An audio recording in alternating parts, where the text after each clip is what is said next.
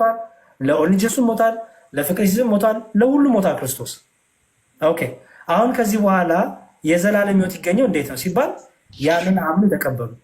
ኦኬ ያንን አምነው ለመቀበል ምን ያስፈልጋል? ነፃ ፈቃድ ወይስ ግዴታ? ሪና ነፃ ፈቃድ። ነፃ ፈቃድ ነው እንጂ የሚያስፈልገው አስቀድሞ መረጥ አይደለም። በመጽሐፍ ቅዱስ አስቀድሞ መረጠን አስቀድሞ ወሰነን ሲባል የሆነ ግሩፕ ብቻ ወሰነ ማለት ነው አይደለም። እንደዛ ከሆነማ ምኑን እግዚአብሔር ሆነ? ምኑን ፍትሃዊ ሆነ አይደል? የተመረጡ አሁን ለምሳሌ ያልተመረጡ ሰዎች እኮ ምን ሊኮኑ ነው? ምን ለምሳሌ ያልተመረጡ ሰዎች ፋይናሊ ምናችሁ ህይወታችሁ ምንድን ነው? ሲሆን ነው አይደል? ማነው ተጠያቂ? ፈጣሪ ነው። ታዲያ እንደሱ ያስኬዳል?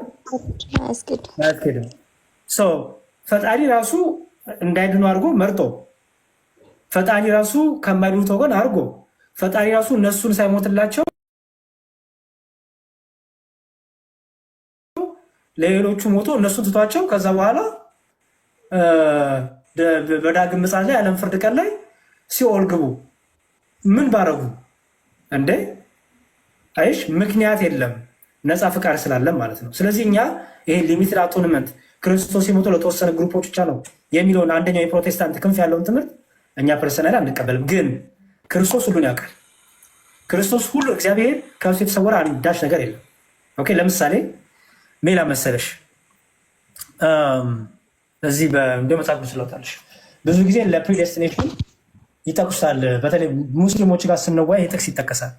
አንዳንድም የካልቪኒስቶች ፕሮቴስታንት ካልቪኖች ሲጠቅሱ ሰምቻለሁ ይሄንንም እና እስቲ አንቺ ደግሞ እንዴት እንደምትረጁ ትነግኛለሽ። እሺ ፐርፌክት። ይሄ እንዲሁም አይ ቲንክ በደንብ ብዙ መለስልሻል ብዬ አስባለሁ። እሺ አንዴ መጽሐፍ ይዘሻል? አጠገቤ አለ። እሺ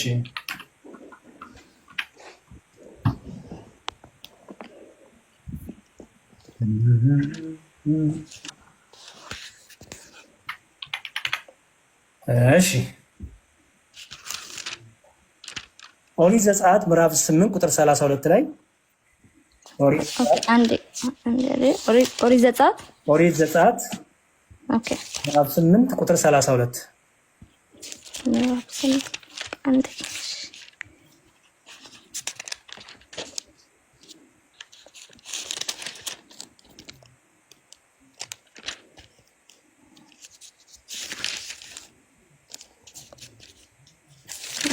8 ቁጥር 38 ምዕራፍ 8 ቁጥር 32 እስታም ይልሚላል።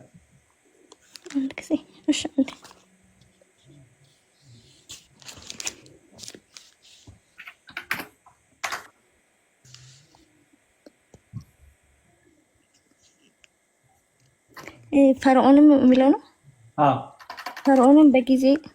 ፈርዖንም በዚህ ጊዜ ደግሞ ልቡን አደነደነ፣ ህዝቡንም አልለቀቀም። ልቀጥል። እሺ ምን ላይ ነው ያነበብሽ? ይሄንን ኦሪት ዘጸአት። አሁን ፈርዖን ምን አደረገ? ልቡን አደነደነ። በጣም መልካም። አሁን ደግሞ ትመለሽና ኦሪት ዘጸአት ምዕራፍ 10 ቁጥር 27 በጣም ይልኝ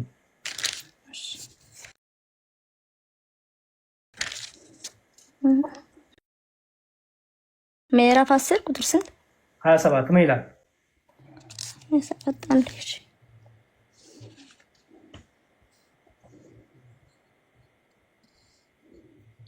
ከብቶቻችንን ከሚለው 27 እግዚአብሔርም የፈርዖንን ልብ አጸና፣ ሊለቃቸውም አልወደደም። በጣም አሪፍ። እግዚአብሔርም የፈርዖን ልብ ምን አደረገ? አጸና፣ ሊለቃቸው ምን አለም? አልወደደም። አይደለም የሚለው አልወደደም። በጣም ጥሩ።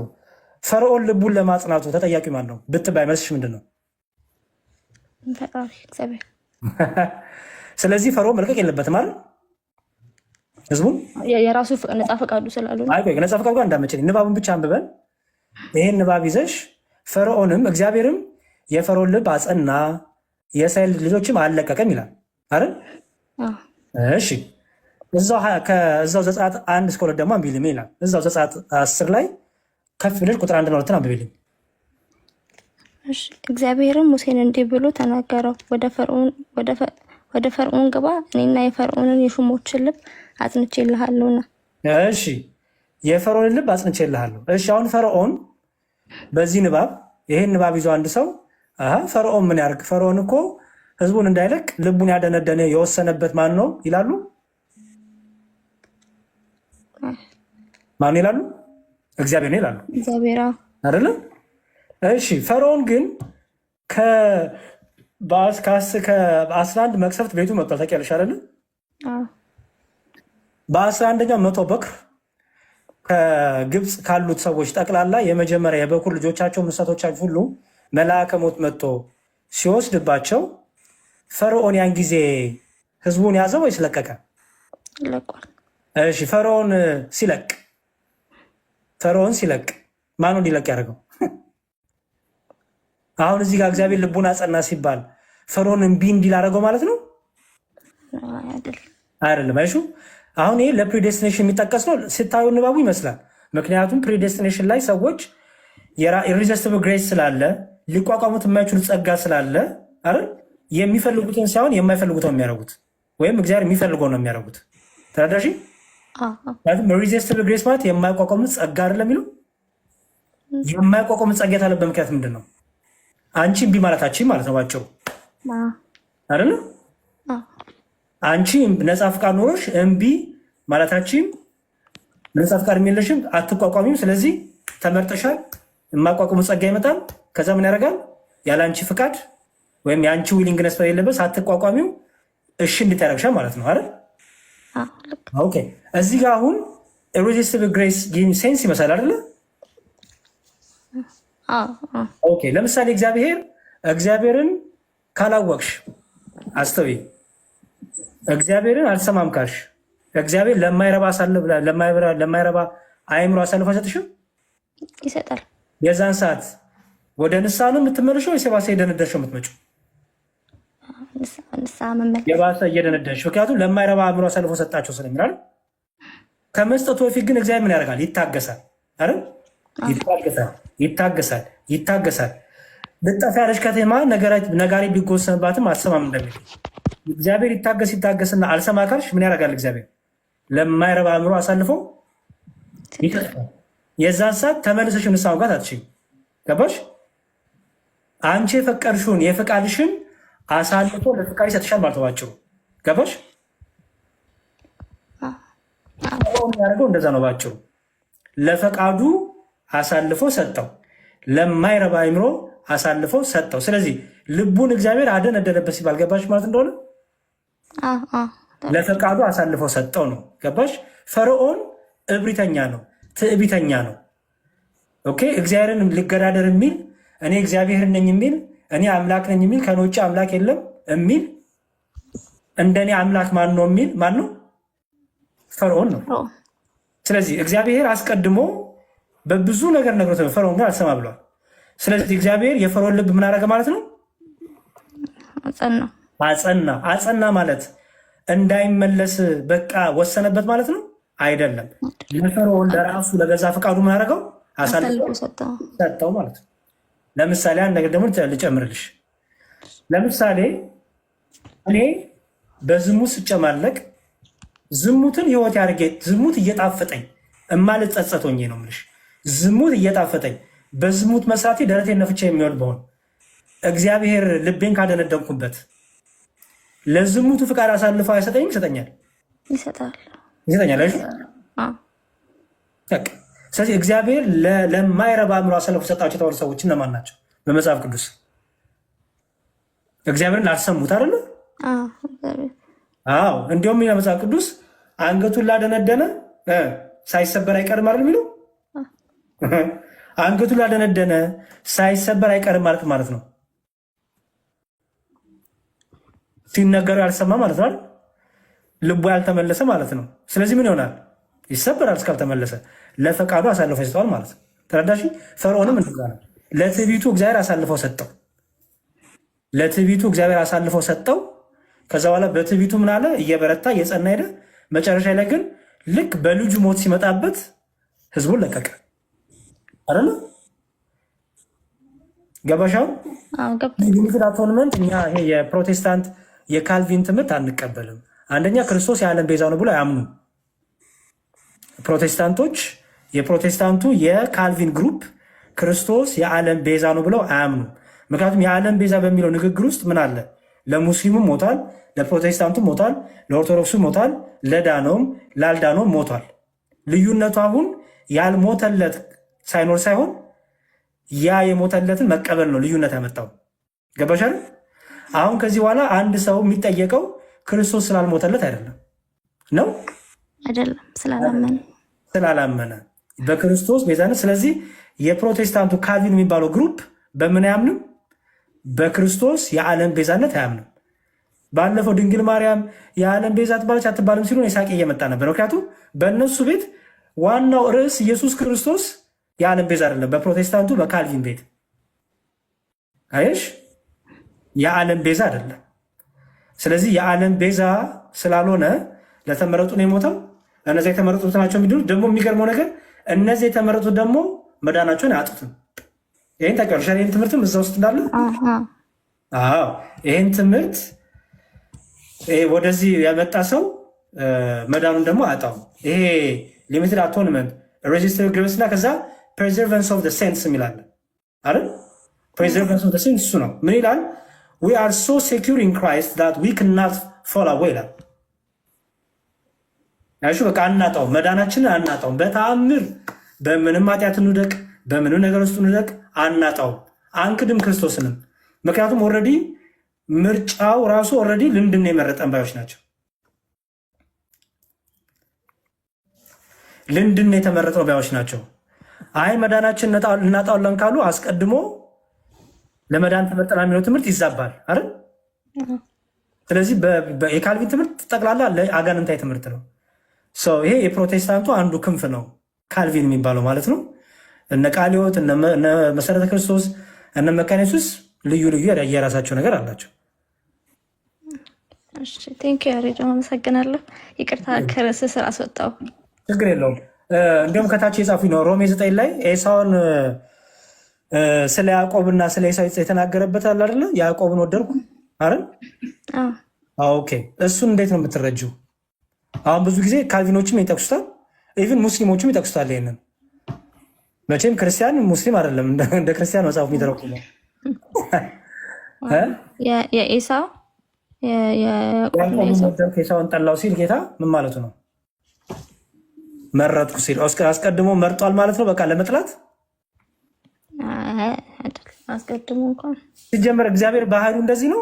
አሁን እኔ ሌላው እንዲያው ጥቅሱን ከማብራራት ምናምን በፊት እንዲያው ባህሪው እንደዚህ ነው። እግዚአብሔር ስታውቂው የሆነ ግሩፖችን የሚጠላ አስቀድሞ የሆነ ግሩፖችን ደግሞ የማይጠላ እግዚአብሔር አለ። አንድ ነው፣ እኩል ለሁሉ። ከባህሪው ስትነሽ አባታችን ታዲያ ለምን እንለዋለን? አባታችን እኮ ፍቅሩ ነው አይደል? ከፍቅሩ የተነሳ አምላክ ነው። አባታችን እኮ ያልንበት እኮ ከኛ ጋር ያለው ሪሌሽን እኮ ነው። አባትነቱን ነው፣ ርህራሄውን ነው፣ ምህረቱን ነው እኮ የሚያሳይሽ የፍቅር አባት መሆኑ አይደል? ስለዚህ እግዚአብሔር በባህሪው ራሱ ጭንቅላት ሲያስበው የሆነን ግሩፕ የሚመርጥ የሆነን ግሩፕ የሚጠላ የሆነን ግሩፕ ለእሳት የሚያዘጋጅ የሆነን ግሩፕ ለዘላለምነት የሚያዘጋጅ አምላክ ነው በባህሪው አይደለም። ይሄ የፕሮቴስታንቱ የካልቪን ትምህርት ነው። እሱ ላይ በደንብ ሪሰርች ስንስሪና መልሱን ካገኘች ትነገኛለሽ። እግዚአብሔር ያዕቆብን መረጡ ኤሳውን ጠላው ሲል አስቀድሞ በቃ ኤሳውን በመጥላት ወስኖታል፣ ያዕቆብን ደግሞ በመውደድ ወስኖታል ማለት ነው ወይስ ምንድነው የሚለውን ሮሜን በደንብ አጥኒና ከዛ በኋላ እንደማመራለን በሌላ ቀን። እሺ ፎሎ አድርጌሻለሁ ሲላል። እሺ አመሰግናለሁ። በርቺ እግዚአብሔር ካንቺ ጋር ነው። እሺ ስለ መጥቆራ ስለ አተላፍርና ስለ ፍርፋሪ ንገረን ይላል ሩትዬ። የኔ እናት ወይም ወንድሜ ተናድሃል ማለት ነው። በጣም ተናድሃል ማለት ነው። ለምን ሰው በዚህ ሰዓት ፒጃማ ለብሶ ለምን ይናደዳል? አሁን ማታ ነው እርግጠኛ ነኝ። ፒጃማ ለብሰች ትናደጃለሽ ወይ? ፒጃማ ስትናዳለ አትናደዱ። ይሄ የፕሮቴስታንቱ የካልቪን ትምህርት ነው። ምንም ብትቀባቡት የምንሸሸው ነገር አይደለም። እንዲያው ስለ ፍርፋሪ ከማውራታችን በፊት ክርስቶስ የዓለም ቤዛ ነው ወይስ አይደለም የሚለው ለምን አናወራም? ለምን ትናዳላችሁ? እንደኔ ፒጃማ ለብሰ ፈታ ብላ አትቀመጥም? ትበሳጫላችሁ፣ ታዝኑኛላችሁ። ሰው ፒጃማ ለብሶ አይበሳጭ፣ ሰው ፒጃማ ለብሶ አይናደድም። እውነቴ ነው የምላችሁ። ይስቃል፣ ይጫወታል፣ ሀሳቦች ሼር ያደርጋል እንጂ አይናደድም።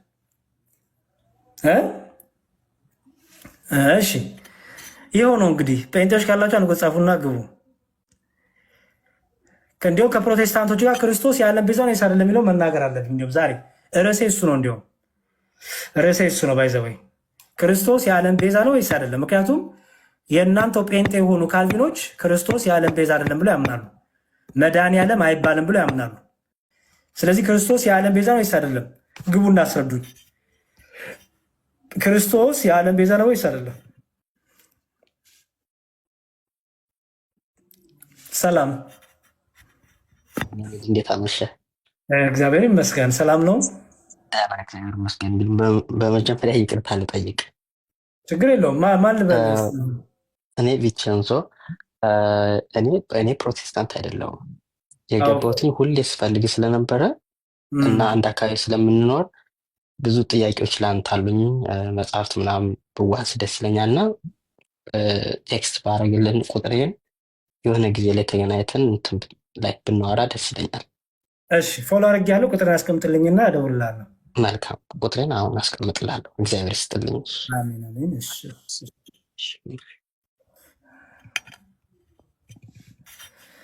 እሺ አዋን ነው አባው ተክልዬ ተቅማጥ ይላል። እሺ ነይ ግቢ፣ ችግር የለውም። ጠይቂ ጸጋ፣ ነይ ግቢ፣ ችግር የለውም። ላኪ ገስት ላኪና ገስት ላሰዳሽ ምንም ችግር የለውም።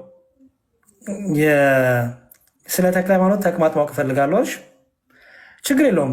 ግቢና ላስረዳሽ ምን ማለት እንደሆነ ላስረዳሽ መግባት ከፈለግሽ። ያዛ ዝም ብላችሁ ከሆነ ኮመንት ላይ የምትንፈራፈሩት ሳቄ ነው የሚመጣው። እኔ ግቡና ላሳያችሁ፣ ችግር የለውም።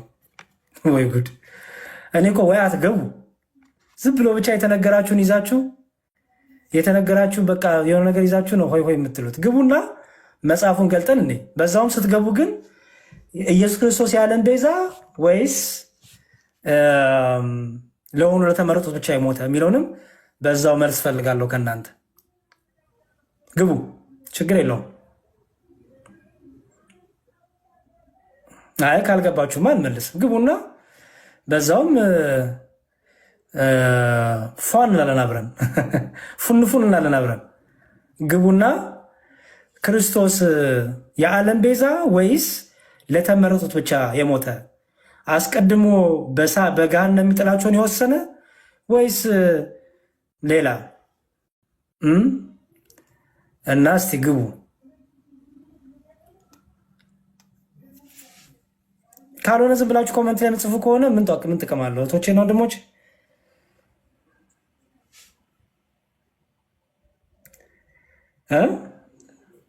ለተመረጡት ነው ክርስቶስ የሞተው ወይስ ለተወሰኑት?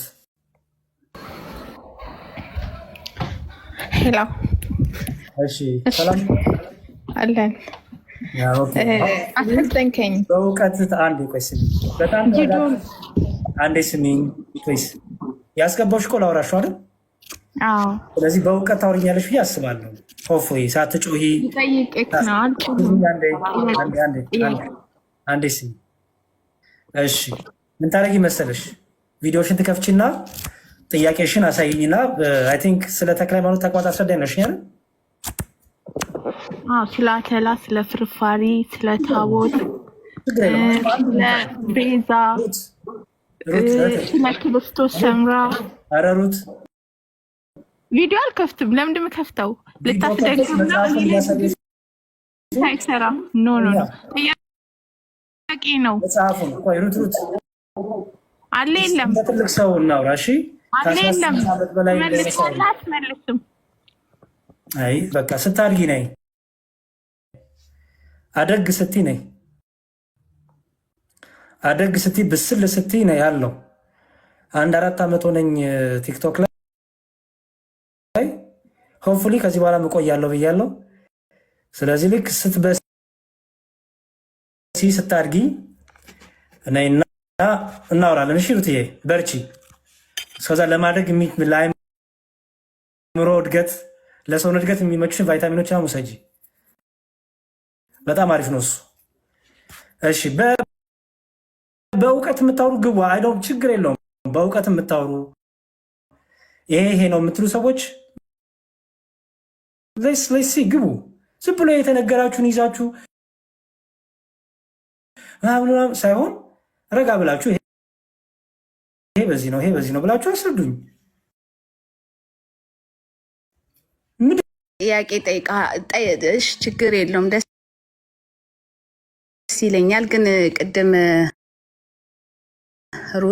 ሩትን ሳይሆን አይ ቲንክ ከሷ በፊት ያለችዋል ልጅ ስታወሩ አንድ ማለት ስለ ሮሜ ላይ ለማይረባ አእምሮ አሳልፎ ሰጣቸው የሚለውን አንተ ላመኑት ነው ብለህ ሚሳ እንትን አድርገሃልና ላመኑት ያው እግዚአብሔር በኃጢአት ለሚመላለሱ እግዚአብሔር ለማይረባ አእምሮ አሳልፎ ይሰጣቸዋል አልከው ማለት ነው።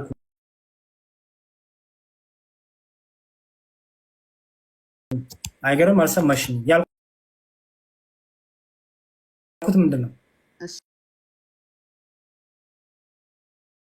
አሳልፎ ይሰጠዋል አይሰጠውም? አይ ለማይረባ አእምሮ ይሰጠዋል የሚለው ቃሉ አይ ቃሉ የሚለው እኮ ቃሉ የሚለው ለማይረባ አእምሮ አሳልፎ መጀመሪያ እኔ እንትን ንግግር ስህተት ነው በይኝና ከዛ አርሚ። እግዚአብሔር ንስሐ ለማይገቡ አንደበታቸውን ላደነደኑ ለማይሰሙ ሰዎች እግዚአብሔር ለፍላጎታቸው አሳልፎ ሲሰጣቸው አይሰጣቸውም። ያው እንደ ሰው ይወሰናል። ሰው ያው በተደጋጋሚ ሰርቶ ሊመለስም ይችላል፣ ላይመለስም ይችላል። ያ በሰውየው አልሰማሽኝም ሲሳይ? እኔ ያልኩት አንገታቸውን ያደነደኑ እንዲመለሱ እግዚአብሔር መንፈስ ቅዱስ ልባቸውን እየመከረ እየነገራቸው በመምህራኑ በተለያዩ ነገሮች እየነገራቸው አልመለስ ብሎ ልባቸው ላደነደኑ ሰዎች እግዚአብሔር ለፍቃዳቸው አሳልፎ ይሰጣል ወይስ አይሰጥም ነው ጥያቄ። ያ እንትን በዛ እንትን ጌታ ኢየሱስን ከካዱ ወደኋላ ከተመለሱ ይሰጣቸዋል። በቃ ይህ ምንም ጥያቄ የለውም። ግን ቃሉ ያ ስፔሲፊካሊ ለማይረባ አእምሮ አሳልፎ ይሰጣቸዋል ሮሜ 1 ላይ የሚለው ቃሉ እግዚአብሔርን ለማወቅ ላልፈለጉ ሰዎች ነው። እግዚአብሔር እንደ እግዚአብሔርነቱ ለመቀበልና ለማመን ላልፈለጉ ሰዎች ነው ያንን እግዚአብሔር ለማይረባ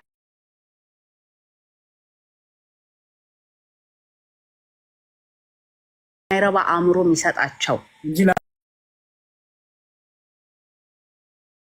ላመኑ ሰዎች አይደለም አይልም።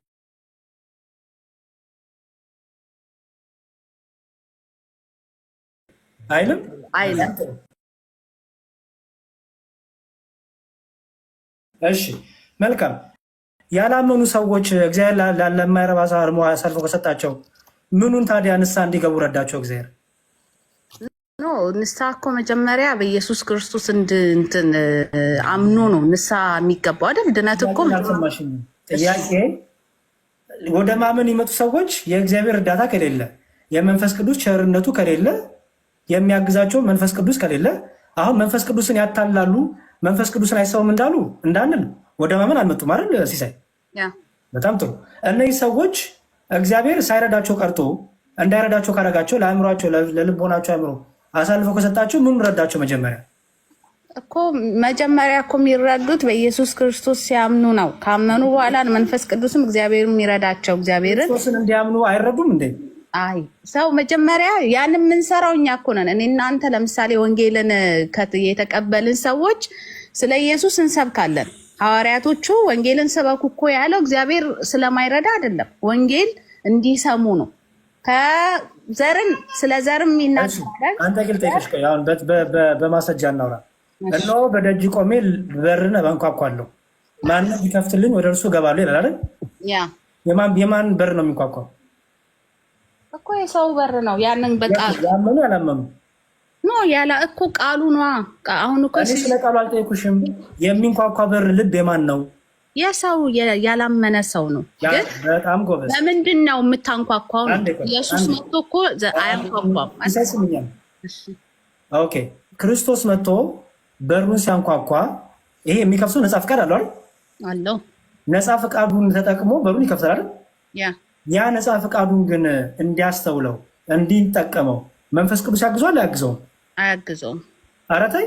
ያ ምክንያቱም ለመንፈስ ቅዱስ እኮ የሚሰጠው ሲጀመር ወንጌልን ጌታ ኢየሱስን ከተቀበልክ በኋላ ነው። እንደዛ ካልሆን ታዲያ ለምንድን ነው ሰው ሁሉ ያልተቀበለው? በጣም ጥሩ። እሺ ስለዚህ አንድ ሰው እያልሽ ነው። አሁን በመረጃ ልናወራ ነው። አሁን በመረጃ ትኛለሽ። እስቲ ሰዎች ሲያምኑ የእግዚአብሔር መንፈስ ቅዱስ ሳያግዛቸው ነው ያመኑት። በራሳቸው ችሎታ፣ በራሳቸው ኃይል፣ በራሳቸው ብርታት ነው የዳኑት። መንፈስ ቅዱስ ሳያግዛቸው አይደል የምታምኑ? ኖ ልንገርህ። አሁን አንተ ቅድም እኔ ይሄንን ሀሳብ ያነሳውልህ ቅድም ያ የማይረባ አእምሮ ይሰጣቸዋል። አይ ሁለት አንደበትማ እንዳትሆኑ። አሁን አንድ ነገር አስረግጠን እንለፍ።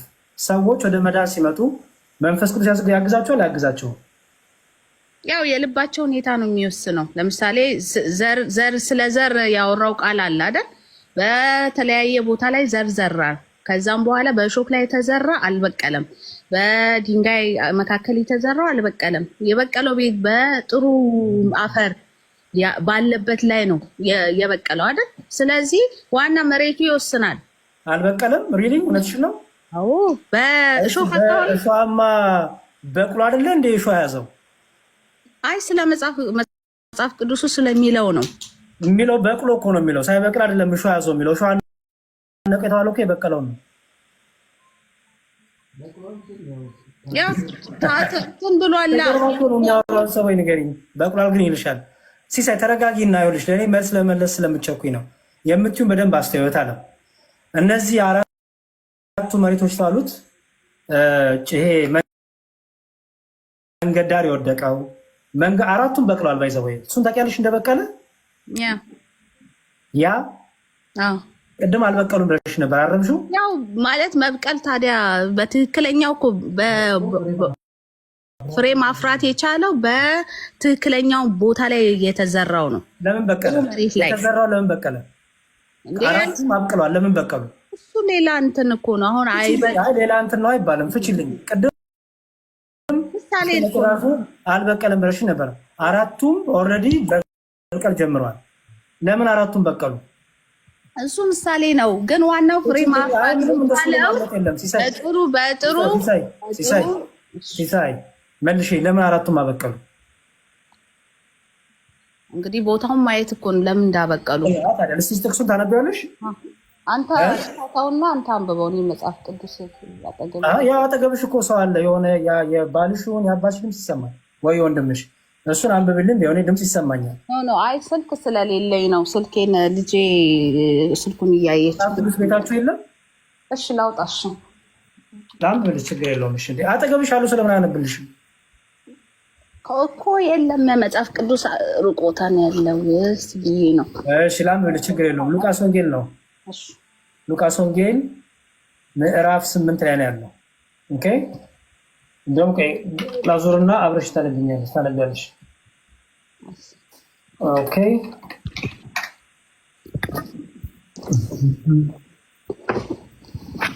እሺ ያው መጽሐፍ ቅዱስ ከፍቻለሁ። ሉቃስ ወንጌል እሺ ያው ሕዝቡም በተሰበሰቡ ጊዜ ከከተማዎቹም ሁሉ ወደ እርሱ በመጡ ጊዜ በምሳሌ እንዲህ ሲል ተናገራቸው። ዘሪ ዘሩን ሊዘራ ወጣ። ሲዘራም አንዳንዱ በምድር ዳር ወደቀ፣ ተረገጠም፣ የሰማይ ወፎችም በሉት። ሌላውም በዓለት ላይ ወደቀ፣ በበቀለም ጊዜ እርጥበት ስላልነበረው ደረቀ። ሌላውም በእሾህ መካከል ወደቀ፣ እሾህም አብሮ በቀለና አነቀ። ሌላውም በመልካም መሬት ላይ ወደቀ፣ በበቀለም ጊዜ 100 እጥፍ አፈራ ይላል። እነዚህ መሬቶች ተቀብለው አብቅለው ነበረ። ልዩነታቸው ፍሬ ማፍራት ላይ ነው። ለምን አበቀሉ?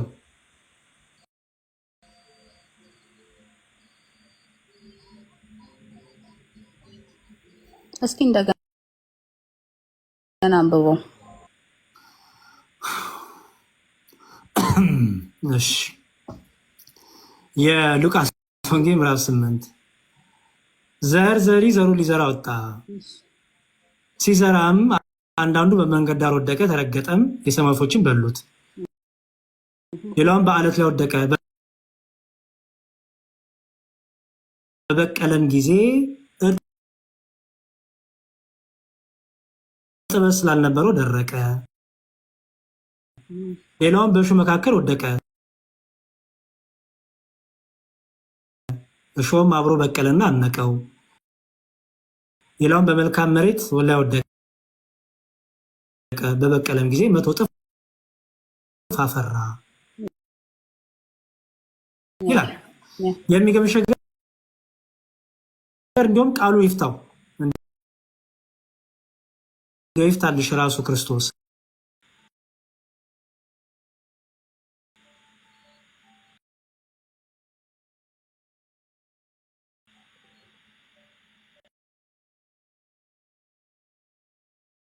እኮ አላፈሩም አይደል? ገና ሲሳይ ካላወቅሽ በቃ ወይ አጥንቼ ልምጣ አይደለማ አልከኝ እኮ እስካሁን ያለውን አላፈሩም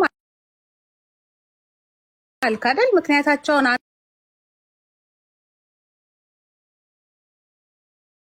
አንዱ ያው አንቺ ልሽ ማፍራት እኮ ከማብቀል በኋላ የሚቀጥለው መጀመሪያ ማፍራት ሳይሆን ማብቀል ነው የሚገኘው። ቁረጣት ስለምንደው መሬት መጎሳቁላለች አለው። እርሱ ግን መልሶ ጌታዬ ሆይ ዙሪያን እስከተኮትላትና ፋንድያ እስካፈስላት ድረስ በዚች ዓመት ደግሞ ተዋት፣ ወደፊትን ፍሬ ብታፈራ ደህና ነው፣ ያለዚያ ግን ትቆርጣታለህ አለው ይላል። እሺ አሁን ይህ ምሳሌ ትፈችልኛለሽ። የወይኑ የበለሷ ባለቤት ማን ነው? ያው ገበሬው ነው በለሷን የተከሉ። ባለቤቱ ማን ነው? በዚህ ምሳሌ መሰረት ነው ያልኩሽ እኮ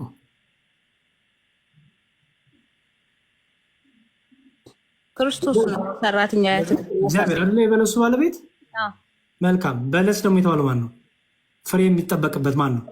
ያው ሰው ነው፣ እኛ አይደል? እሺ ፍሬ ሊፈልግባት የበለሷ ባለቤት መጥቶ 3 ዓመት ተመላለሰ፣ ምንም አላገኘባት። ከዛ የወይኑን ሰራተኛ ጠራው። የወይኑ አትክልት ሰራተኛውን ጠራውና ቁረጣት አለው። ይሄ ሰራተኛው ማን ነው?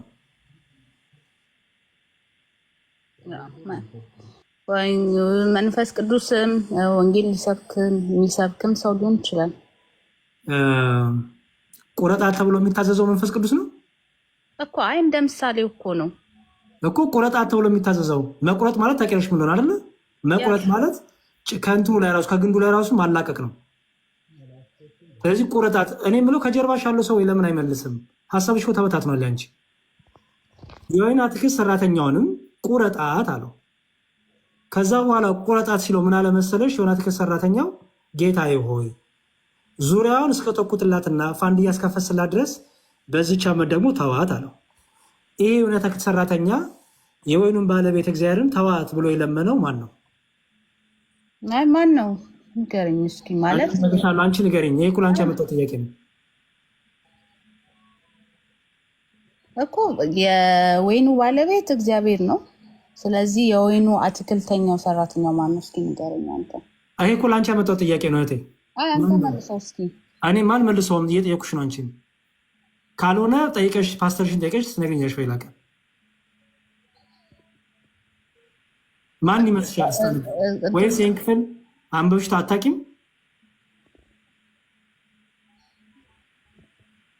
በቃ አትጨነቂ ሲሳያቴ። በቃ ፓስተርሽን ጠይቀሽ ወይም አጠገብሽ ያሉት ቅድም ሰማቸውም ሰው አሉ መሰሳቸውንም ቢሆን ጠይቀሽ ይሄ ማን ነው? አይ ምን ልትል ነው? እኔ ምንም አይደለም። አንቺ መልስሽን ለመስማት ነው። በቃ ምንም አይደለም። ምን ያቆምኩ ምክንያቱም አንቺ እንድትመልሽልኝ ፈልጌ ነበረ ከተማርሽ ይሄን ክፍል።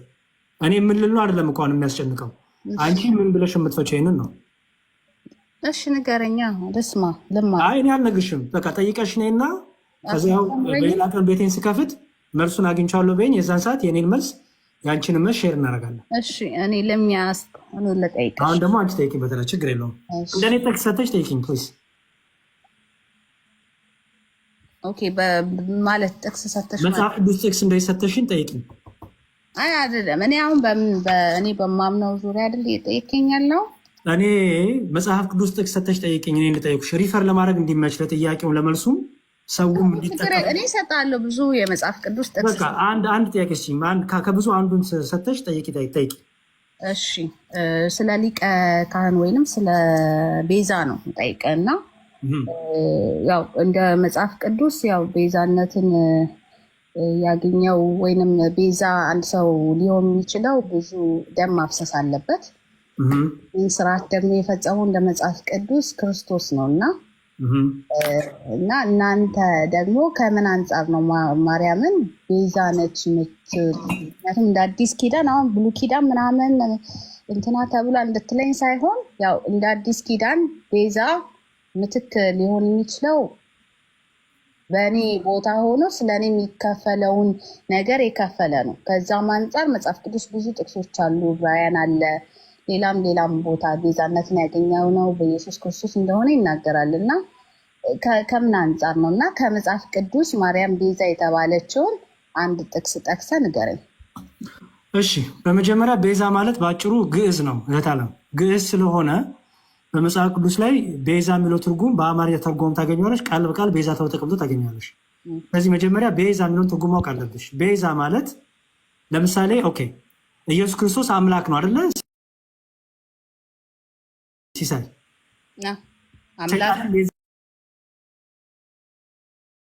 የዚህ ዓለም አምላክ ተብሏል አይደል?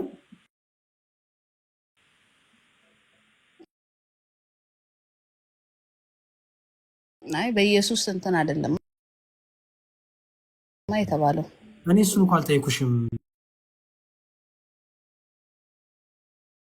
እኔ ስለ ስም ነው የጠየኩሽ። አምላክ የሚለውን ስያሜ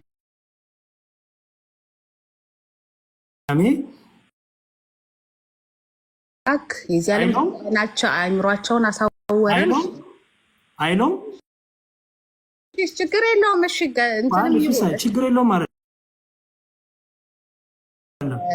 ለምሳሌ ሰይጣን አረ ያዳመጥሽኝ ፕሊዝ። እሺ ይቅርታ። እሺ ለምሳሌ አማልክት ተብለዋል አይደለ? በእግዚአብሔር ያመኑት እሺ እነሱ አማልክት ሲባሉ ወይም አማልክት ማለት ለብዙ ነው አይደል?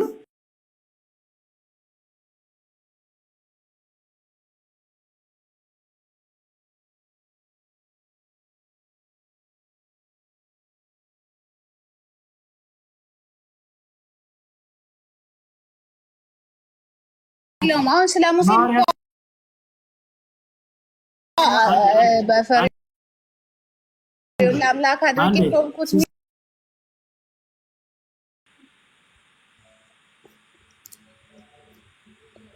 ኦኬ 5:35 ነው ያልከኝ?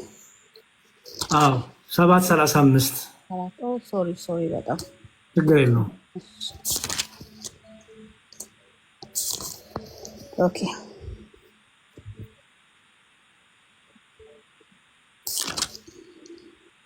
እሺ እንዲህ ይላል።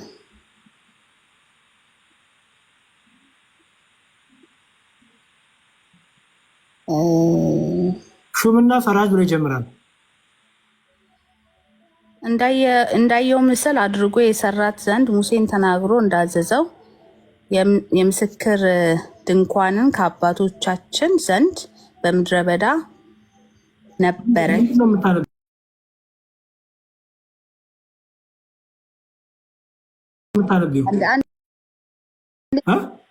መደበኛ ትርጉም ነው።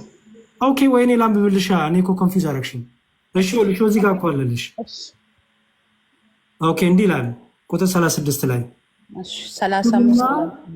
ቁጥር 35 ይኸው ቁጥር 35 ሹምና ፈራጅ እንድትሆን የሾመ ማን ነው ብለው የካዱትን ይህን ሙሴን በቁጥቋጦ በታየው በመልአኩ እጅ እግዚአብሔር ሹምና ቤዛ አድርጎ ላከው ይላል። እሺ ሙሴ ቤዛ አድርጎ ተላከ ተባለ ከእግዚአብሔር ዘንድ። ሙሴ ቤዛ ሆነ ሲባል ማለት ነው በቃ በእነሱ ምትክ ለእስራኤል ምትክ አድርጎ ላከ ማለት ነው። ሙሴ ተሰቀለ፣ ሙሴ ደሙን አፈሰሰ ማለት ነው ወይ አይደል? እኔ እኮ ችግር ያሁን እሺ ፕሊዝ የቤዛን ትርጉም እያየን ነው ገና። እንዴት እንደሆነ እሺ ቤዛ ማለት ትርጉሙ ለክርስቶስ ሲናገርና ለሰዎች ሲናገር የተለያየ እንደሆነ እንድታውቂ የመጀመሪያው ሐሳብ። እኔ እኮ ችግር የለውም አውቃለሁ። እኔ ችግር ቤዛ ማለት ትርጉሙ ንገረኝ። ቤዛ ትርጉሙ ማለት ነው በቃ ምትክ አልከኝ እኮ ቅድም። እኔ አይደለሁም ያልኩሽ፣ በመጽሐፍ ቅዱስ ቤዛ ማለት ማለት ትርጉሙ ምትክ። ሌላስ? ማለት አዳኝ። ሌላስ? ሌላ ምንድን ነው? በሰው ቦታ ሆኖ በቃ እንደ ሰው ይሾም ማለት ነው። መስዋዕት ሊሆን ይችላል። እሺ ክርስቶስ ቤዛ ሲባልና ሰዎች ቤዛ ሲባሉ አንድ ነው? ይለያያል። ግን ስለተጻፉ አሁን እኮ እያልኩ ያለሁት መጽሐፍ አይጠበቅበትም። መሰለሽ ልንገርሽ ሲሳይ አገኘው ታዲያ ስለ ሙሴ ቤዛነት እኔ ኧረ ሲሳይ እሺ እኔንም አስወራኝ። እሺ ያ አዲያ ደምትሽ አይደለማ። ይኸውልሽ ለምሳሌ ስላሴ በስም በአካል በግብር ሶስት ያለሽ አይደል? መጽሐፍ ቅዱስ ትምህርት አለ እንደዛ የሚል? አዎ አለ። ስለ ስላሴ፣ ስለ አብ፣ ስለ ወልድ፣ ስለ እግዚአብሔር የጠየኩሽ እኔ በስም በአካል በግብር ሶስት። ለምን ሌላ ቦታ አለ እኮ አንተም ታውቃለህ። እኔ አላውቅም። በስም በአካል በግብር የሚል ስም ስጭኝ። ስለ አብ ስለ እንደ አንዱ ያላየ ወልድ ገለጠው እያለ እኮ ስለ ኢየሱስ እሱን አይደለም የጠየኩሽ። እኔ ስለ ስላሴ የግብር ሶስትነት በስም በአካል በግብር የሚለውን ስጭኝ በመጽሐፍ ቅዱስ ተጠቅሶ። ስማኝ እኔ አንድ ነገር ልንገር አይደል? ያ ትምህርት አለ መመጽሐፍ የት አለ? ስጭኝ በቃል ቃል በቃል ትምህርቱ አለ አትበይኝ። ቃል በቃል ኦኬ፣ ቃል በቃል የለም። ለምንድን ነው የሌለው? ከየት አመጣሽ? ቃል በቃል ከሌለው ቃል በቃል ያው አንደኛ በቃ ትምህርቱ ስላለ ስላሴ ሲጀመር ስለ መጽሐፍ ቅዱስ ላይ የለም ስላሴ የሚል ነገር። ግን እግዚአብሔር አብ እንዳለ እግዚአብሔር ወልድ እንዳለ ከየት መጣ? ስላሴ የሚለው መጽሐፍ ቅዱስ ላይ የለም አይደል? የለም። እሺ ታዲያ ማን ሰጣችሁ? ማን ሰጠሽ? በቃ ይሄን እኮ እናንተ የእናንተንና የፕሮቴስታንቱን ንገሪኝ ፕሊዝ። ያንቺን የፕሮቴስታንቱን ስላሴ የሚለው ሌላ ቦታ ለምን ትሄዳለህ? መጽሐፍ ቅዱስ ላይ እኮ ስለተጻፈ እኔ ደከመኝ። ይቅርታ በጣም እሺ፣ በጣም ይቅርታ።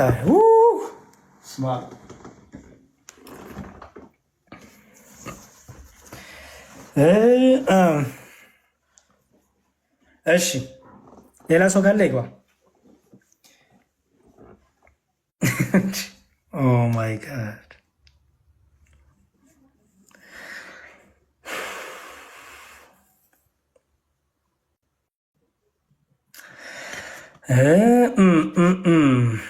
ይሁን። እሺ እስኪ እግዚአብሔር ብቻ ይርዳን፣ እግዚአብሔር ይርዳን። ፕሮቴስታንቶች አንዱ ተጻፉና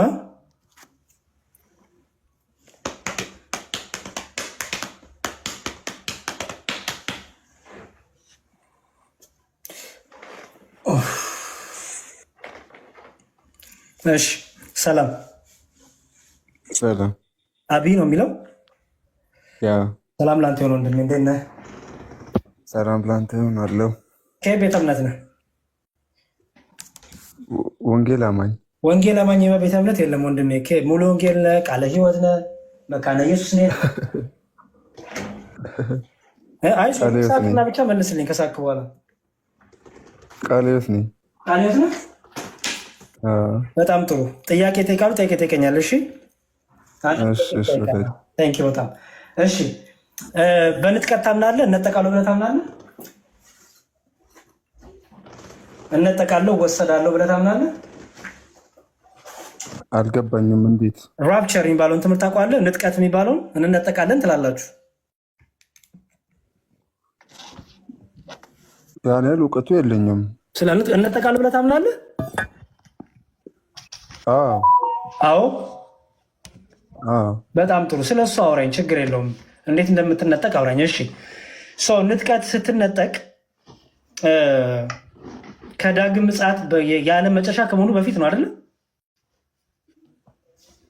እኔ ያን ያህል እውቀት የለኝም። በእርግጥ እነጠቃለሁ ካልከኝ እኮ ዝም ብለህ ነው እንዴ ተስፋ የምታደርገው? ብያለሁ። በጣም ጥሩ። ስለዚህ ተነጥቀት ነው የምታውቀውን ነገር በቃ እንደዚህ ነው የምታውቀውን ነገር ስለ ንጥቀት አንደኛ ቆሮንቶስ ምዕራፍ 15 እና ተሰሎንቄ ላይ ያለው ሀሳብ በግልጽ የሚያሳይ ነው። ግን ያን ያህል እውቀት የለኝም ብያለሁ እኮ እኔ ለአብራራ ሳይሆን አንተ ብትጠየቅ በዚህ ቀን እንደዚህ ይሄ ንጥቀት አለ፣ ይሄ ነው ንጥቀት ማለት የምንነጠቀው ብለህ አስረዳኝ። ምን እንደሚከሰት በዛ ጊዜ አስረዳኝ።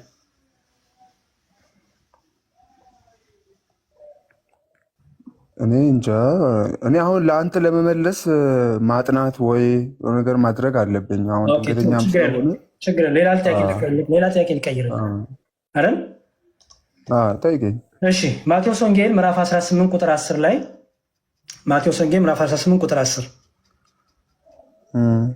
ማቴዎስ ወንጌል ምዕራፍ 18 ቁጥር 10 ከነዚህ ከታናናሾቹ አንዱን እንዳትንቁ ተጠንቀቁ፣ መላእክቶቻቸው በሰማያት ዘወትር በሰማያት ያለውን የአባቴን ፊት ያሉ እላችኋለሁ ያለ አይደል? ኦኬ፣ በጣም ጥሩ። ስለማን ነው መላእክቶች የእግዚአብሔርን ፊት የሚያዩት የአብን ፊት የሚያዩት? ስለኛ ይጸልዩልሃል ማለት ነው? እንደዛ የሚል ቶፒክ የለም። ስለ አንተ የእግዚአብሔርን ፊት ያሉ ማለት ነው? ፊት ያሉ ማለት ይጸልያሉ ማለት ነው? እኔ እንጃ፣ መልስልኝ። ፊት ያሉ ስለ አንተ ማለት ነው? በእግዚአብሔር ተልከው እኛን ሊረዱ የሚላኩ መናፍስት ናቸው። እሱ አይደለም ጥያቄ። የእግዚአብሔርን ፊት ያሉ ስለ እኔ ያሉ አልከኝ። የእግዚአብሔርን ፊት ስለ አንተ ያሉ ማለት ነው? ክፍሉን በደንብ እስቲ በልልኝ። ከነዚህ ከታናናሾቹ አንዱን እንዳትንቁ ተጠንቀቁ፣ መላእክቶቻቸው በሰማያት ዘወትር በሰማያት ያለውን የአባቴን ፊት ያሉ እላችኋለሁ ይላል። ስለማን ነው የእግዚአብሔር የአባቱ ፊት የሚያዩት?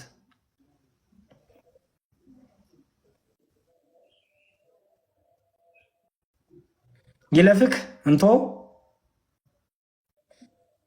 ይለፍኛ ይለፈኛ አለፈ። የአባቴን ፊት በሰማያት ያለውን የአባቴን ፊት ያሉ እላችኋለሁ። ስለማን ነው የሚያዩት? ከነዚህ ከታናሾቹ አንዱን እንዳትንቁ ተጠንቀቁ፣ መላእክቶቻቸው በሰማያት ዘወትር በሰማያት ያለውን የአባቴን ፊት ያሉ እላችኋለሁና ይላል። ስለማን ነው የሚያዩት?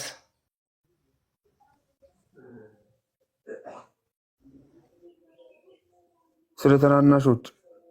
የእግዚአብሔርን ፊት ስለ ታናናሾች ያሉ ማለት ነው።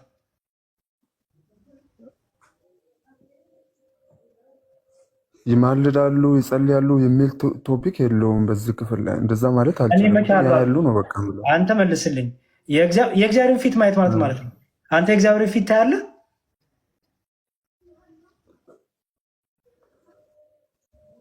የእግዚአብሔርን ፊት እግዚአብሔር መንፈስ እኮ ነው።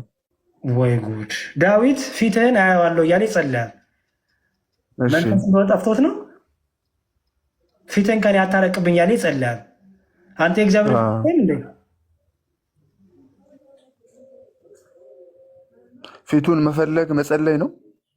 እኔ እንጃ ወንድሜ፣ እንደ ፕሮቴስታንት ንገረኝ። አንተ የእግዚአብሔርን ፊት ተመልከቱ ስትል ሰዎች ምን እያልክ ነው? እኔ እግዚአብሔርን ፊት ይሁ ብዬ አይደለም። እግዚአብሔርን ያየ አንድስ እንኳ የለም ብሎ መጽሐፍ ቅዱስ እየነገረ የእግዚአብሔርን ፊት የሚል ትምህርት እኔ መስጠት አልችልም። ፊት ያያሉ ማለት መላእክት። እሺ፣ መላእክት በእግዚአብሔር ፊት ይቆማሉ ሲባል መላእክት በእግዚአብሔር ፊት ይቆማሉ ሲባል ማለት ነው? ኢሳያስ 6 ላይ መላእክት ለምን እንደሚቆሙ ይናገራል። እኔ ለምን ይቆማሉ አላልኩም። ኦ ማይ ጋድ! በእግዚአብሔር ፊት ይቆማሉ ማለት ነው። በፊቱ ይቆማሉ ሲባል ማለት ነው እግዚአብሔርን ያመልኩታል። ስለዚህ ፊት የተባሉ በእግዚአብሔር ፊት ይቆማሉ ሲባል ምን ማለት ነው? በፊቱ ይቆማሉ። ፊት የሚል አለ አይደለ? ፊት ማለት ነው። በፊቱ ይቆማሉ ሲባል ፊት የተባለው ምንድን ነው? መንፈስ ዓለም ላይ ፊት ጀርባ የሚባል ነገር የለም። በቃ ጥያቄ ችግር የለውም። በቃ ወንድም አለ ችግር የለውም። የአንተ ጥያቄ ጠይቀኝ። ይስፋን ችግር የለውም። እኔ ብዙም እንትን አልልህም። የአንተ ጥያቄ ጠይቀኝ። አላውቀውም ብትል ግን ይጠቅምሃል። ጠይቄ ልምጣ። ይህን ክፍል እንዴት እንደሚፈታ አላውቀውም ብትል ቱ ቢ ኦነስት በጣም ትልቅነትም ነው፣ ለአንተም ይጠቅማል። ፓስተርን ሄደህ ጠይቃለህ። አሁን አንተ ያዝከው ትግል ነው ያዝከው ለእኔ ለመመለስ ብለህ እንደዛ። ግን ፊት የሚለው ራሱ ትርጉም በመጽሐፍ ቅዱስ ለምሳሌ እግዚአብሔር በመልኩና በአምሳሉ አዳምን ፈጠረ ይባላል አይደል? እግዚአብሔር መልክና አምሳል አለው። እግዚአብሔር እኮ መልክ አለው፣ እኔ ባይነት ነው አይደል? እግዚአብሔር እኮ እኔ ነው፣ መንፈስ ነው፣ ረቂቅ ነው፣ ግን ደግሞ እኔ ባይነት አለ።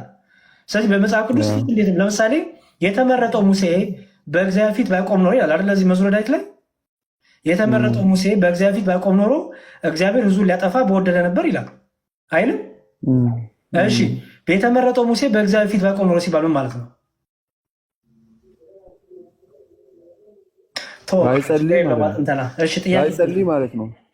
ባይጸልይ በጣም ጥሩ። በመጨረሻ ነገር ባይጸልይ በእግዚአብሔር ፊት መቆም ማለት በእግዚአብሔር ፊት መጸለይ። እግዚአብሔር አለ፣ ህላዌው አለ፣ የእግዚአብሔር መገኘቱ አለ፣ የእግዚአብሔር ፕሬዘንሱ አለ፣ በፊቱ ትቆማለህ ይባላል። ገባ? ኦኬ። አሁን እዚህ ጋር የአባቴን ፊት ያያሉ ይላል። መላእክቱ የአባቴን ፊት ያያሉ። መላእክቱ የአባቱን ፊት ወይም የአብን ፊት የሚያዩት ስለማን ነው?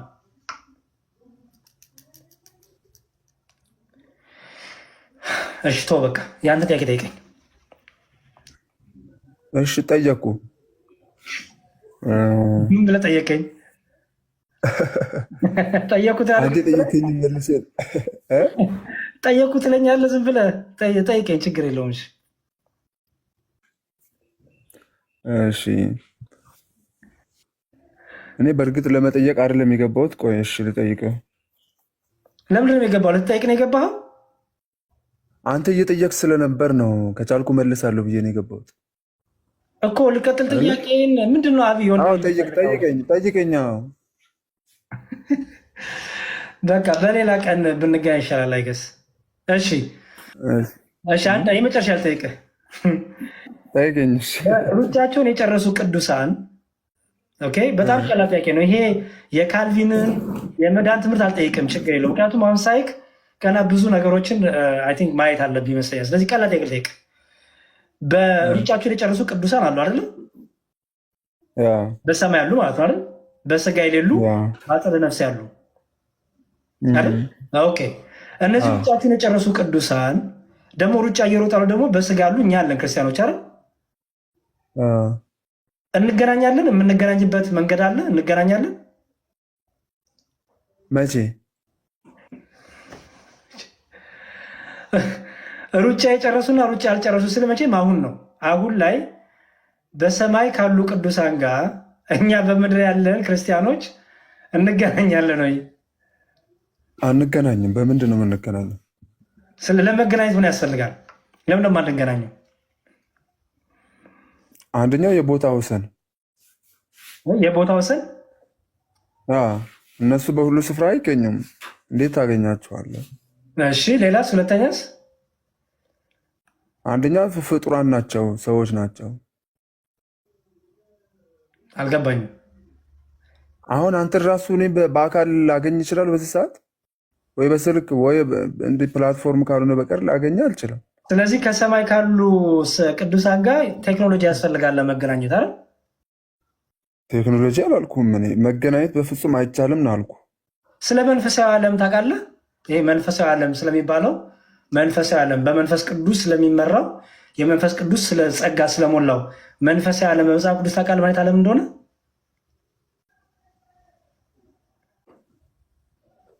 አውቃለሁ። ለምን አላውቅም?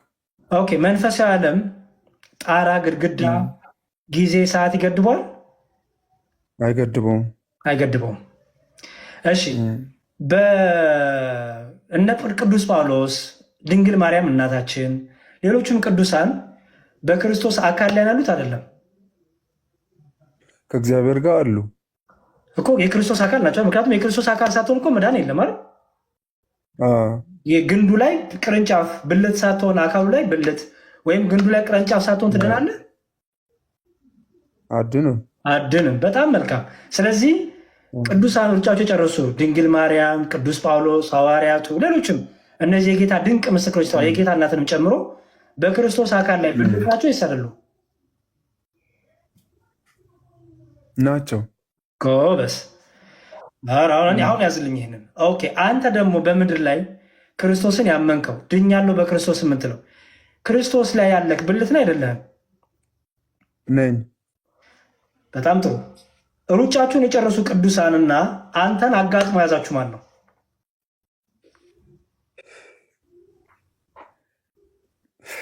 አይዞ እኔ እንዴት ነው ግን እየተረዳህ ያለው? እኔን ተወኝ። እኔ ስለአንተ መረዳ ጠየቁ። እኔ ሳቅና ጨርሰ በደንፋ ብለህ አሁን ስለ አካልና ስለ ብልት ሲያወራ ራሱ ቆይ አንዴ፣ ስለ አካልና ስለ ብልት ሲያወራ ራሱ አንተ እያሰብክ ያለው ከሰው ማንነት ጋር እያያዝክ ነው። መንፈስ ዓለም እንደዛ ነው። ኢየሱስ የቤተ ክርስቲያን ራስ ነው፣ እኛ ብልት ነን። አንዴ ስማኝ ወንድሜ፣ ሰዎች የክርስቶስ አካል ብልት ሳይሆን ይድናሉ? አይድኑም። ይህ ማለት ምን ማለት ነው? አንዴ ስማኝ፣ አይድኑም። ሰዎች በስጋ ከሞቱ በኋላ መሞታቸው ከዚህ ግንድነት ከህይወት ግንድ ያስቆርጣቸዋል። በስጋ ስለሞቱ ለምሳሌ ቅዱስ ጳውሎስ በስጋ የለም አይደለ? ከኛ ጋር በስጋ አለመኖሩ በምድር ላይ ከግንድ ላይ ያስነቅሏል፣ ያስቆርጠዋል? አያስቆርጠውም። ስለዚህ ምን ላይ ነው ያለው? የክርስቶስ አካል ላይ አይደል? በጣም ጥሩ። እኛ ደግሞ በሩጫ ላይ ያለን ሰዎች ክርስቲያኖች የዳንን ለመዳን የክርስቶስ አካል መሆን አለብን አይደል? ኦኬ። ስለዚህ በሩጫቸው የጨረሱ ቅዱሳንና በሩጫ ላይ ያሉ ክርስቲያኖች ማን ላይ ነው ያሉት? ማን ላይ ነው ያሉት? ቅርንጫፍ ሆነው ኢየሱስ ላይ ግንድ ክርስቶስ ላይ አይደለ? ምክንያቱም ክርስቶስ በክርስቶስ ላይ ያለው ቅርንጫፍ ከግንዱ ህይወት እያገኘ ይሄዳል አይደል? በጣም ጥሩ። ስለዚህ በክርስቶስ ላይ ያሉት ብልቶች ወይም አካሎች በእነሱ መሃል ግንኙነት አለ ወይስ የለም? አለ። ጎበስ። እንዳለ ማስረጃው ልስጥህ፣ ከዛ እንጨርሳለን ከአንተ ጋር። ምክንያቱም ለምን መሰለው ወንድሜ፣ የሙታን አምላክ አይደለም የምናምነው አይደል? አሁን ለምሳሌ የሙታን አምላክ ካለ ምን ይሆናል መሰለ? ቴክኖሎጂ ትጠብቃለህ። የሙታን አምላክ ስለምታመልከው በቃ የሙታን አምላክ ደግሞ በእሱ የሚያምኑ ሕያዋን አይደሉ። ለምን? የሙታን አምላክ ስለሆነ አምላካቸው። የሙታን አምላክ የሚያመልኩ ሰዎች ያመኑበት አምላክ ሕያው አያደርጋቸው፣ ምክንያቱም የሙታን አምላክ ስለሆነ። የእኛ ክርስቶስ ኢየሱስ ክርስቶስ ግን የሕያዋን አምላክ ነው። የሕያዋን አምላክ ስለሆነ በእርሱ አምነው ያንቀላፉት ሩጫቸውን የጨረሱት ሁሉ በክርስቶስ አካል ላይ ነው ያሉት። ኦኬ፣ በክርስቶስ አካል ላይ ነው ያሉት። ምክንያቱም የክርስቶስ አካል ሳይኮን መዳን የለምና። እሺ፣ ለምሳሌ ቆሮንቶስ ላይ አናሲሞስ አስገባለሁ። እሺ፣ ጠብቀኛ እንዴ፣ እንዳትወጣ አደራ እፈልጋለሁ። እሺ፣ ቆሮንቶስ ላይ እንዲህ ይላል። ቆሮንቶስ የቅዱስ ጳውሎስ ቆሮንቶስ ሰዎች 12 ላይ በደንብ አስተውሉ። አካል ሁሉ እግር፣ እሺ፣ አካል ብዙ ብልቶች እንጂ አንድ ብልት አይደለምና፣ እግር እኔ እጅ አይደለሁምና የአካል ክፍል አይደለሁም ብትል ይህን በማለቷ የአካል ክፍል መሆን አይቀራልን? ጆሮም እኔ ዓይን አይደለሁም የአካል ክፍል አይደለሁም ቢል ይህን በማለቱ የአካል ክፍል መሆኑ ይቀራልን? ኦኬ። አካል ሁሉ ዓይን ቢሆን መስማት ወዴት በተገኘ? ሁሉ መስማት ቢሆንስ ማሽተት ወዴት በተገኘ? አሁን ግን እግዚአብሔር እንደወደደ ብልቶችን እያንዳንዳቸውን በአካል አድርጓል። ኦኬ፣ በአካል አድርጓል። ሁሉም አንድ ብልት ቢሆንስ አካል ወዴት በሆነ? ዳሩ ግን አሁን ብልቶች ብዙዎች ናቸው፣ አካል ግን አንድ ነው። አስተውል። ብልቶች ብዙዎች ናቸው፣ አካል ግን ስንት ነው? አንድ ነው አይደል? አንድ ነው። ዓይን እጅን አታስፈልገኝም ልትለው አትችልም። ወይም ራስ ደግሞ እግሮችን አታስፈልጉኝም ሊላቸው አይችልም። ነገር ግን ደካሞች የመስሉ አካል ብልቶች ይልቁን የሚያስፈልጉ ናቸው። ከአካልን ብልቶች ያልከበሩ ሆነው የሚመስሉንም በሚበዛ ክብር እናለብሳቸዋለን። በምናፍርባቸውን ብልቶቻችን ክብር ይጨመርላቸዋል። ከክብር ያላቸው ብልቶቻችን ግን ይህ አያስፈልጋቸውም። ነገር ግን ብልቶች እርስ በእርሳቸው አስተውላውን፣ ብልቶች እርስ በእርሳቸው ይተሳሰቡ ዘንድ እንጂ በአካል መለያየት እንዳይሆን አለ። ለጎደለው ብልት የሚበልጥ ክብር እየሰጠ እግዚአብሔር አካልን አገጣጠመው። አንድ ብልት ቢሰቃይ ብልቶች ሁሉ ከእርሱ ጋር ይሰቃያሉ። አንድ ብልት ቢታመም ቢከብር ብልቶች ሁሉ አብረው ከእርሱ ጋር ይከብራሉ አለና እናንተም የክርስቶስ አካል ናችሁ፣ እያንዳንዳችሁም ብልቶች ናችሁ አለ አይደል? በጣም ጥሩ። ለምሳሌ አንተ የክርስቶስ አካሉ ላይ ያለ ከቅርንጫፉ ጋር ከግንዱ ጋር ያለ ቅርንጫፍ ነህ፣ የአካል ብልት ነበር አይደል? ኦኬ። በስጋ ሞትክ። በስጋ ስትሞት አካልነት የክርስቶስ ላይ ያለው ከአካሉ ጋር ያለው አታችመንት ይቆማል። በስጋ ስለሞትክ አሁን ላይ ነኝ ብለኛል አይደል? ኦኬ። በስጋ ብትሞት ይቆማል? ትቆረጣለህ ከአካሉ ላይ ወይስ ያንኑ ይዘህ ነው የምትቀጥለው? አልቆረጥም። ያንኑ ይዘህ ትቀጥላለህ አይደል? በጣም ጥሩ። ስለዚህ አንተ ስትሞት ሕያውነት ስላለ አሁን ጌታ እኔ የሙታን አምላክ አይደለሁም የሕያዋን አምላክ ነኝ ሲል እና አሁን የሙታን አምላክ አይደለሁም የሕያዋን አምላክ ነኝ ሲል ምን ማለቱ ይመስላል? ሲመልስልኝ። ምክንያቱም ጌታ የሙታንም ሕያዋንም ሁሉ ስልጣን ያለው እሱ ነው አይደለ? በሞት ላይም በሕይወት ላይም ያለው አይደል? ግን እኔ የሕያዋን አምላክ ነኝ እንጂ የሙታን አምላክ አይደለሁም ሲል ምን ማለቱ ነው? አማኞች እንደማይሞቱ እየተናገረ ነው ያለው። በቃ ትልቁ ነገር ይሄ ነው። በእርሱ ያመኑ የዘላለም ሕይወት እንዳላቸው ባቸው። ይሞታሉ እኮ የስጋ እንቅልፍ ያንቀላፋሉ፣ ግን በእርሱ ያመኑት ለክብር ትንሣኤ ይነሳሉ፣ ለዘላለም ሕይወት ይነሳሉ ማለት ነው። በእርሱ ያላመኑት ደግሞ ሕያው ናቸው ይነሳሉ፣ ግን ወደ ዘላለም እሳት ነው የሚሄዱት። አየህ። ስለዚህ ተስፋ ያደረጉት ክርስቲያኖች ክርስቶስን ተስፋ ያደረጉት የዘላለም ሕይወት ይዘው በሕያውነት ይኖራሉ ማለት ነው። ገባል? ስለዚህ አሁን አንተ ልክ ስትሞት ከግንዱ ላይ አልተቆረጥክም። ምክንያቱም በስጋ መሞትክ ከግንዱ ላይ እንድትቆረጥ አድርገዋል።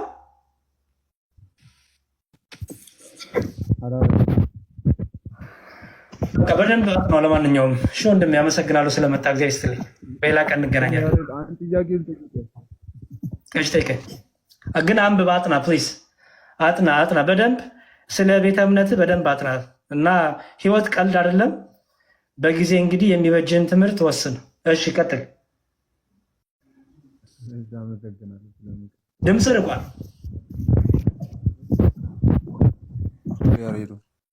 ድምፅ ርቋል። አንድ ሰው አይሰማም። ቀጥል። አንድ ሰው ለመዳን ምን ማድረግ አለበት ብለህ ነው የምታምነው? በጣም ጥሩ። አምኖ መጠመቅ ቅዱስ ቁርባንን መውሰድ አለበት። ይሄን ካላደረገ አይድንም። እንደዛ የሚል መጽሐፍ ቅዱስ ክፍል ያመነ ይጠመቅ ይድናል። ስጋዬን የበላ የዘላለም ሕይወት አለው። ስጋዬን ያልበላ ደሜን ያልጠጣ የዘላለም ሕይወት የለውም። ሰው ከውሃና ከመንፈስ ካልሆነ ወደ እግዚአብሔር መንግስት አይገባም። ይኸው ያመነ የተጠመቀ ይድናል፣ ያላመነ ግን ይፈረድበታል ነው እንጂ የሚለው ያልተጠመቀ ይፈረድበታል ይላል። እኔ ስለ ፍርዱ ምን አገባኝ? ስለ መዳኑ አይደለም የምንጨነቀው አይደል? የሚድነው ምን ያደርገው ተባለ? ያመነ የተጠመቀ። በቃ እኔ እሱ ነው የሚመለከተኝ። ለምንድን ነው ጨርሰህ መጽሐፉን ማታስጨርሰው? ለምንድን ነው የራስን ሀሳብ? እኔ ያላመንኩ አይደለሁማ እንደ ያላመነ ሰው አይድንም፣ ይፈረድበታል። እኔ ግን ያላመንኩ አይደለሁም። ያመነ ሰው ግን ለመዳን አምኖ መጠመቅ አለበት። በቃ ምክንያቱም ሁላችንም ለዘላለም የተመዳን ምሮጠው ወንድሜ አይደል? አንዴ ስማኝ፣ ይሄ ሁሉ ድካም አሁን የኔ ጊዜ ነው። ቆይ አንዴ ስማኝ፣ ይሄ ሁሉ የምንሮጠው የዘላለም ሕይወት እንድናገኝ ነው አይደለ? መዳን እንድናገኝ ነው አይደለ? እንጂ እንዲፈረድብን ነው የምንሮጠው መዳን እንድናገኝ። በቃ ስለዚህ መጽሐፍ ቅዱሱ የምድንበት ያለኝ ያመነ የተጠመቀ። ስለዚህ የመዳን ትምህርት ቤቱ ነው ያመነ የጠመቀ ይድናል። ፔሪድ አለቀ። ያላመነ ይፈረድበታል። እኔ እንዲፈረድብኝ ያለ ምርጫ እንድድን ነው። መዳን ደግሞ ማመንና መጠመቅ ነው። ስለዚህ ይህን ካላልክ አድንም። አንተ አምነን የተጠመቅከው ወይስ ተጠምቀን ያመንከው? ኦኬ በጣም ጥሩ። እሺ የህፃናት ጥምቀት ልታነሳ ነው ፈልገህ ነው?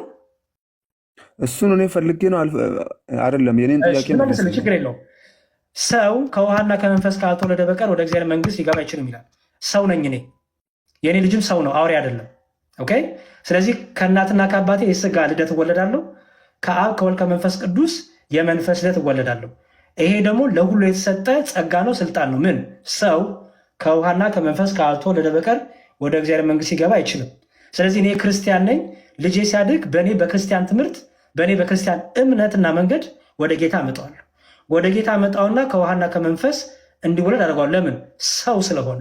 ሰው ሲል እድሜ አላስቀመጠም። ሰው ሲል የሆነ መስፈርት ሰው ነው ያለው። ስለዚህ እኔ ደግሞ ሰው ነኝ፣ ልጄም ሰው ነው። ስለዚህ ልጄ መብት አለው ጌታን ጋር መሆን፣ ከፈጣሪው ጋር የመገናኘት የጌታ መንግስት ለእሱም ትገባለች። ለዚህ ማስረጃ ልስጥ። ቆይ እኔ አንድ ቆይ ያሬዶ ጠይቀኝ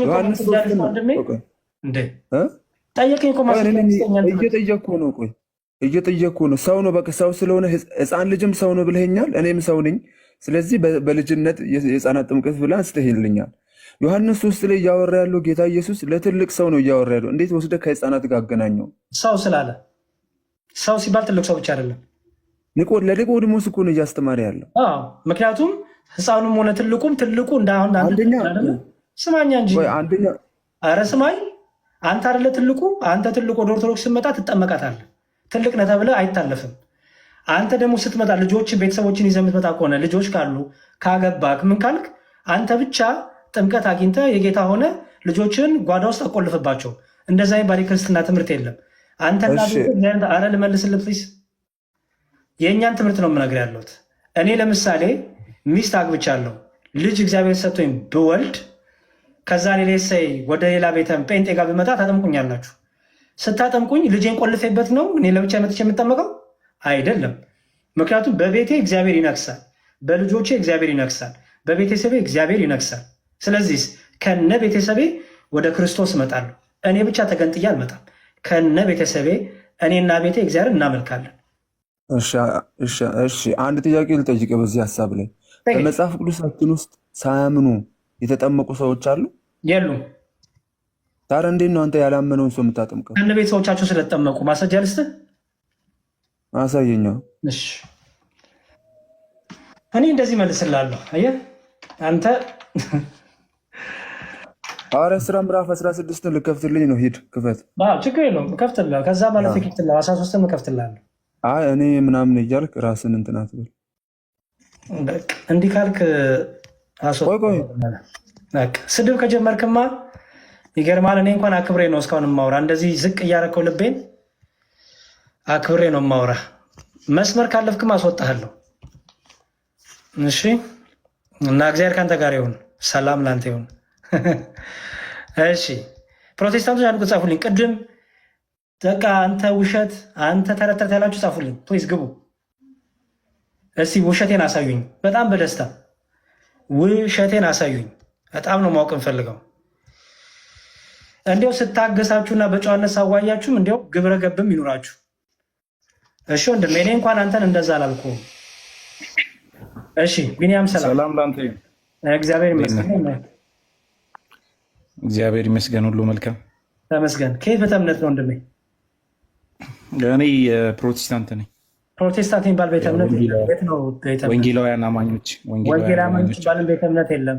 ወይ ሙሉ ወንጌል ነው፣ ወይ መካነ ኢየሱስ ነው፣ ወይ ቃለ ሕይወት ነው፣ ወይ መሰረተ ክርስቶስ ነው። የት ነው ሙሉ ወንጌል? ያው ኦልሬዲ ሙሉ ወንጌል ያው ኦልሬዲ ሙሉ ወንጌል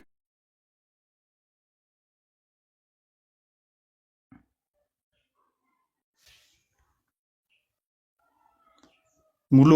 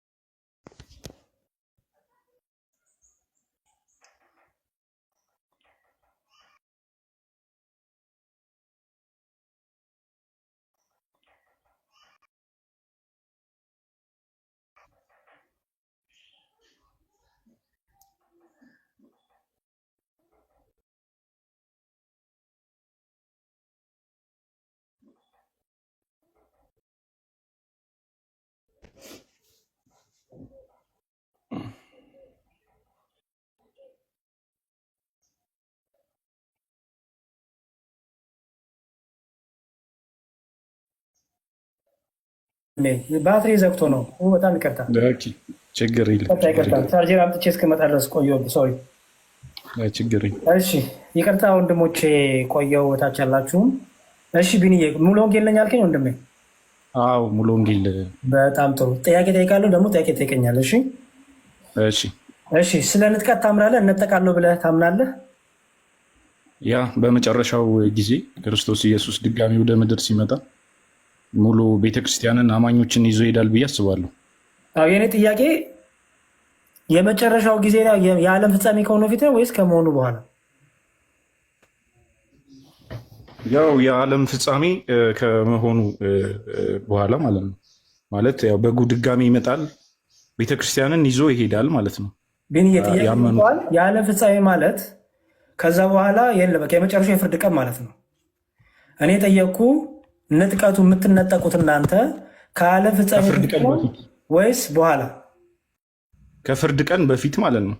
በጣም ማለት ከፍርድ ቀን በፊት ስትነጠቁ፣ አንድ ቀን ከፍርድ ቀን በፊት ስትነጠቁ የጥፋት ልጅ የጥፋት ሰው ከመገለጡ በፊት ወይስ በኋላ? ከመገለጡ በፊት ማለት ነው የምትነጠቁት። ኦኬ፣ የምትነጠቁበት ዓላማ ምንድን ነው? የጥፋት ሰው የጥፋት ልጅ እንዳያገኛችሁ ነው? ኖ ላይክ ያው በጉ ከመጣ በኋላ ቤተክርስቲያንን ይዞ ከሄደ በኋላ 7 የሆነ አመታቶች አሉ። ላይክ በክርስትናቸው ያን ያክል ጠንካራ ያልነበሩ ተላልፈው የሚሰጡ ማለት እምነታቸው በደንብ ጠንካራ የሆኑት ድጋሚ ያው እድል የሚያገኙበት ማለት ነው። እናንተ ስትነጠቁ የጥፋት ልጅ ከመገለጡ በፊት ነው በኋላ ነበር ጥያቄ እኮ። የጥፋት ልጅ የሚባለው ሰይጣን አይደል? እሱ ከመገለጡ በፊት በኋላ ንጥቀታችሁ? ከዛ በፊት ነው እንጂ። ከዛ በፊት ነው? አዎ። እሺ፣ እስቲ አንድ ክፍል እናንብብ። መጽሐፍ ቅዱስ ይዛል? ኦኬ፣ እሺ። የት ጋር ላውጣ? ይዛል? ተሰሎንቄ፣ ሁለተኛ ተሰሎንቄ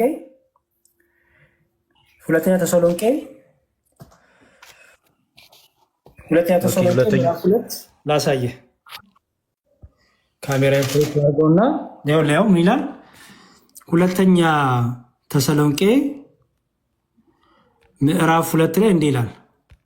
ያው ከቁጥር 1 ነገር ግን ወንድሞች ሆይ ስለ ጌታችን ስለ ኢየሱስ ክርስቶስ መምጣትና ወደ እርሱ ስለመሰብሰባችን በመንፈስ ወይም በቃል ወይም ከኛ እንደሚመጣ መልእክት የጌታ ቀን ደርሷል ብላችሁ ከአእምሯችሁ ቶሎ እንዳትናወጡ እንዳደነግጡም እንለምናችኋለን። ማንም በማናቸው መንገድ አያስታችሁ፣ ክህደቱ አስቀድሞ ሳይመጣና የዓመፅ ሰው እርሱም የጥፋት ልጅ ሳይገለጥ አይደርስምና ይላል። እሺ፣ የጌታ መምጣት ክህደቱ አስቀድሞ ሳይመጣና የዓመፅ ሰው ወይም የጥፋት ልጅ ከመገለጡ በኋላ ነው። ከዛ በፊት ጌታ አይመጣም እያለን ነው። አንተ ደግሞ ከተገለጠ ከመገለጡ በፊት ትተኛለህ። እንግዲህ ሜይ ቢ እስኪ ሌሎች ክፍሎችንም በደንብ ያው ሪፈር አደርጋለሁ። ቴንኪው አያቸዋለሁ። ሌሎች ክፍሎችን ችግር የለውም። አሪፍ። እሺ፣ ከዚህ ጋር አያዥ የመጨረሻ ጠይቅና ወደ አንተ ጥያቄ ሄዳለሁ። የመጨረሻ ከዚህ ጋር አያዥ የምጠይቅህ ለምሳሌ ተነጠቃችሁ። ኦኬ፣ ተነጠቃችሁ። ከዛ ወዴት ነው የምትሄዱት? ታውቀዋለህ የምትሄዱበትን? ያ ወደ መንግስተ ሰማያት ነው እንጂ። ወደ መንግስተ ሰማያት፣ ወደ አዲስቷ ሰማይና ምድር ነው የምትገቡት? ወደ አዲሲቱ ሰማይና ማለት ላይክ ገነት የሚባለው ነገር ማለት ነው። ገነት ነው የምትገቡት? ያ በጣም ጥሩ። ማቴዎስ ወንጌል ምዕራፍ 25 ላይ እንዲህ የሚል ቃል አለ። ማቴዎስ ወንጌል ምዕራፍ 25 ከቁጥር 31 እንዲህ ይላል፣ የሰው ልጅ በክብሩ በሚመጣበት ጊዜ ከእርሱም ጋር ቅዱሳን መላእክቱ ሁሉ በዚያን ጊዜ በክብሩ ዙፋን ይቀመጣል። አሕዛብም ሁሉ በፊቱ ይሰበሰባሉ። እረኛም በጎቹን ከፍየሎች እንደሚለይ እርስ በእርሳቸው ይለያያቸዋል። በጎቹን በቀኙ ፍየሎችን በግራ ቆማቸዋል። አሕዛብ የተባሉት እነማን ናቸው?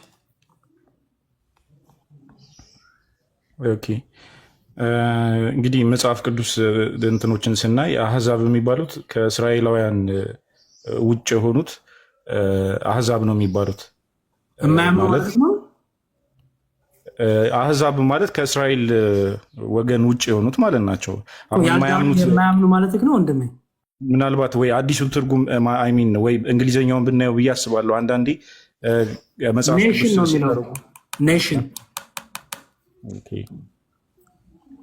አህዛብ የሚለው መጽሐፍ ቅዱስ ስንት ፍቺ ነው ያለው? ለምሳሌ ቅዱስ ዳዊት ከእስራኤል ውጭ የሆኑት በሙሉ ኢትዮጵያን ጨምሮ በሙሉ አህዛብ ናቸው። ቆይ ስማኝ አንዴ። በመጽሐፍ ቅዱስ አህዛብ ሁለት ትርጉም አለው። አንደኛው ያላመኑ ያልተገረዙ ምናምን የሚባሉት ናቸው አይደለ? ያ ሁለተኛው ደግሞ ዳዊት ለምሳሌ አህዛብ ሁላችሁ እጆቻችሁን ለእግዚአብሔር አንሱ፣ አህዛብ ሁላችሁ እግዚአብሔርን አመሰግኑ ሲል ጣዖታትን የምታመጡ እግዚአብሔርን አመስግኑ እያለ ነው።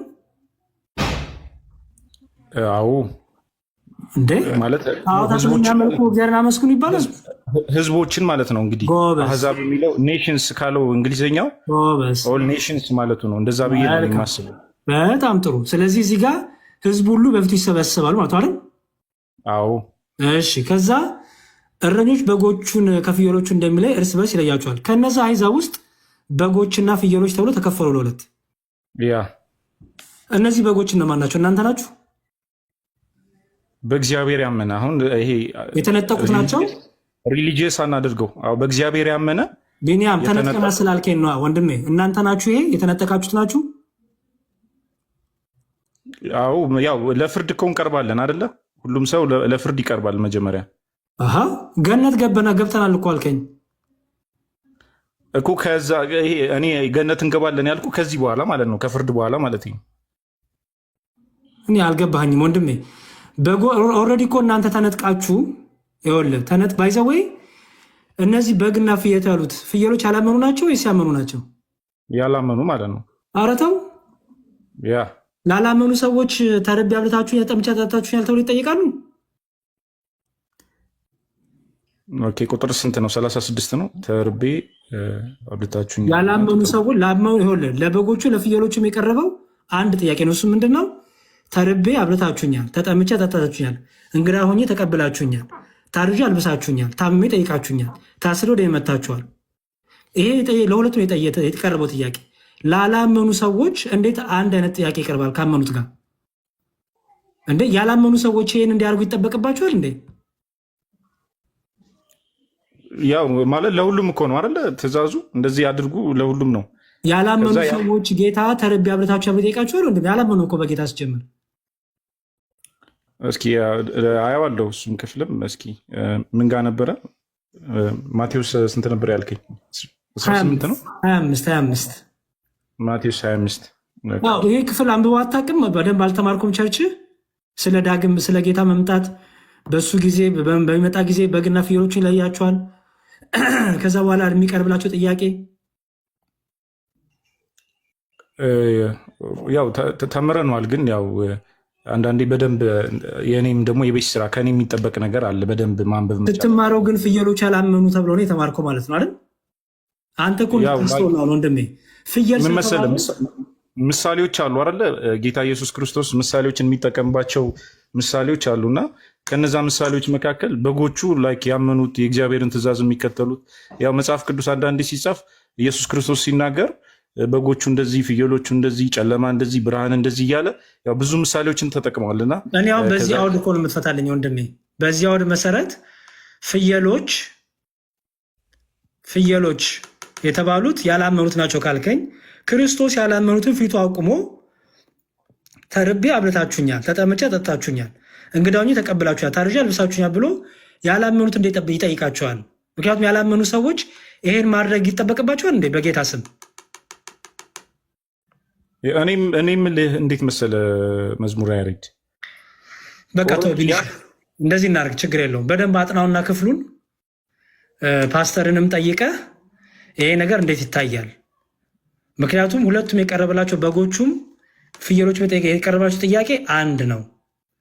ኦኬ ያላመኑ ከሆነ እንዴት አንድ ጥያቄ ቀረበላቸው? ምክንያቱም ላላመኑ ሰዎች ከመነሻው ምን አልከኝ? አንተ እንዴት ነው የምትገነዘበው? ኦኬ እኔ እንትን እለዋለሁ አየዋለሁ። ሜይ ቢ ያንተን መረዳት እና እንዴት እናንተ እንደተማራችሁት ምናልባት ብትገልጽልኝ። ያላመኑ ሰዎች እኮ ስላላመኑ ራሱ ከመነሻውም ተፈርዶባቸዋል። ይሄ ጥያቄ አይቀርብላቸውም ወንድሜ። ይሄ ጥያቄ የሚቀርበው አምነው በክርስቶስ አምነው ግን ፍሬ አላፈሩ፣ አምነው ክርስቶሳዊ ሕይወት የሌላቸው ዝም ብለው ስሙን ይጠራሉ፣ ግን ክርስቶሳዊ ሕይወት የሌላቸው ፍቅረ እግዚአብሔርና ፍቅረ ቢጽ ወይም ሕጎች በሁለት ይከፈላሉ። አንደኛው እግዚአብሔርን በፍጹም ልብ፣ በፍጹም ሀሳብ፣ በፍጹም መንፈስም መውደድ፣ ሁለተኛ ደግሞ ባልንጀራ እንደ ራስ አድርገህ መውደድ አይደለ? ስለዚህ ባልንጀራቸውን ያልወደዱ እምነት አለኝ የሚሉ ክርስቶስን አውቄያለሁ የሚሉ ግን ደግሞ ክርስቶስን በመምሰል ሕይወት የማይመላለሱ በጽድቅ ስራ በጽድቅ ፍሬ የማይገለጡ ጌታ የማያውቃቸው ሰው ግን የሚያውቃቸው። ስለዚህ ጌታ ምን ያደርጋል? እነዚህን ያመጣና እናንተን ሂዱ ወግዱ ከኔ ዘሩ ይላቸዋል ማለት ነው።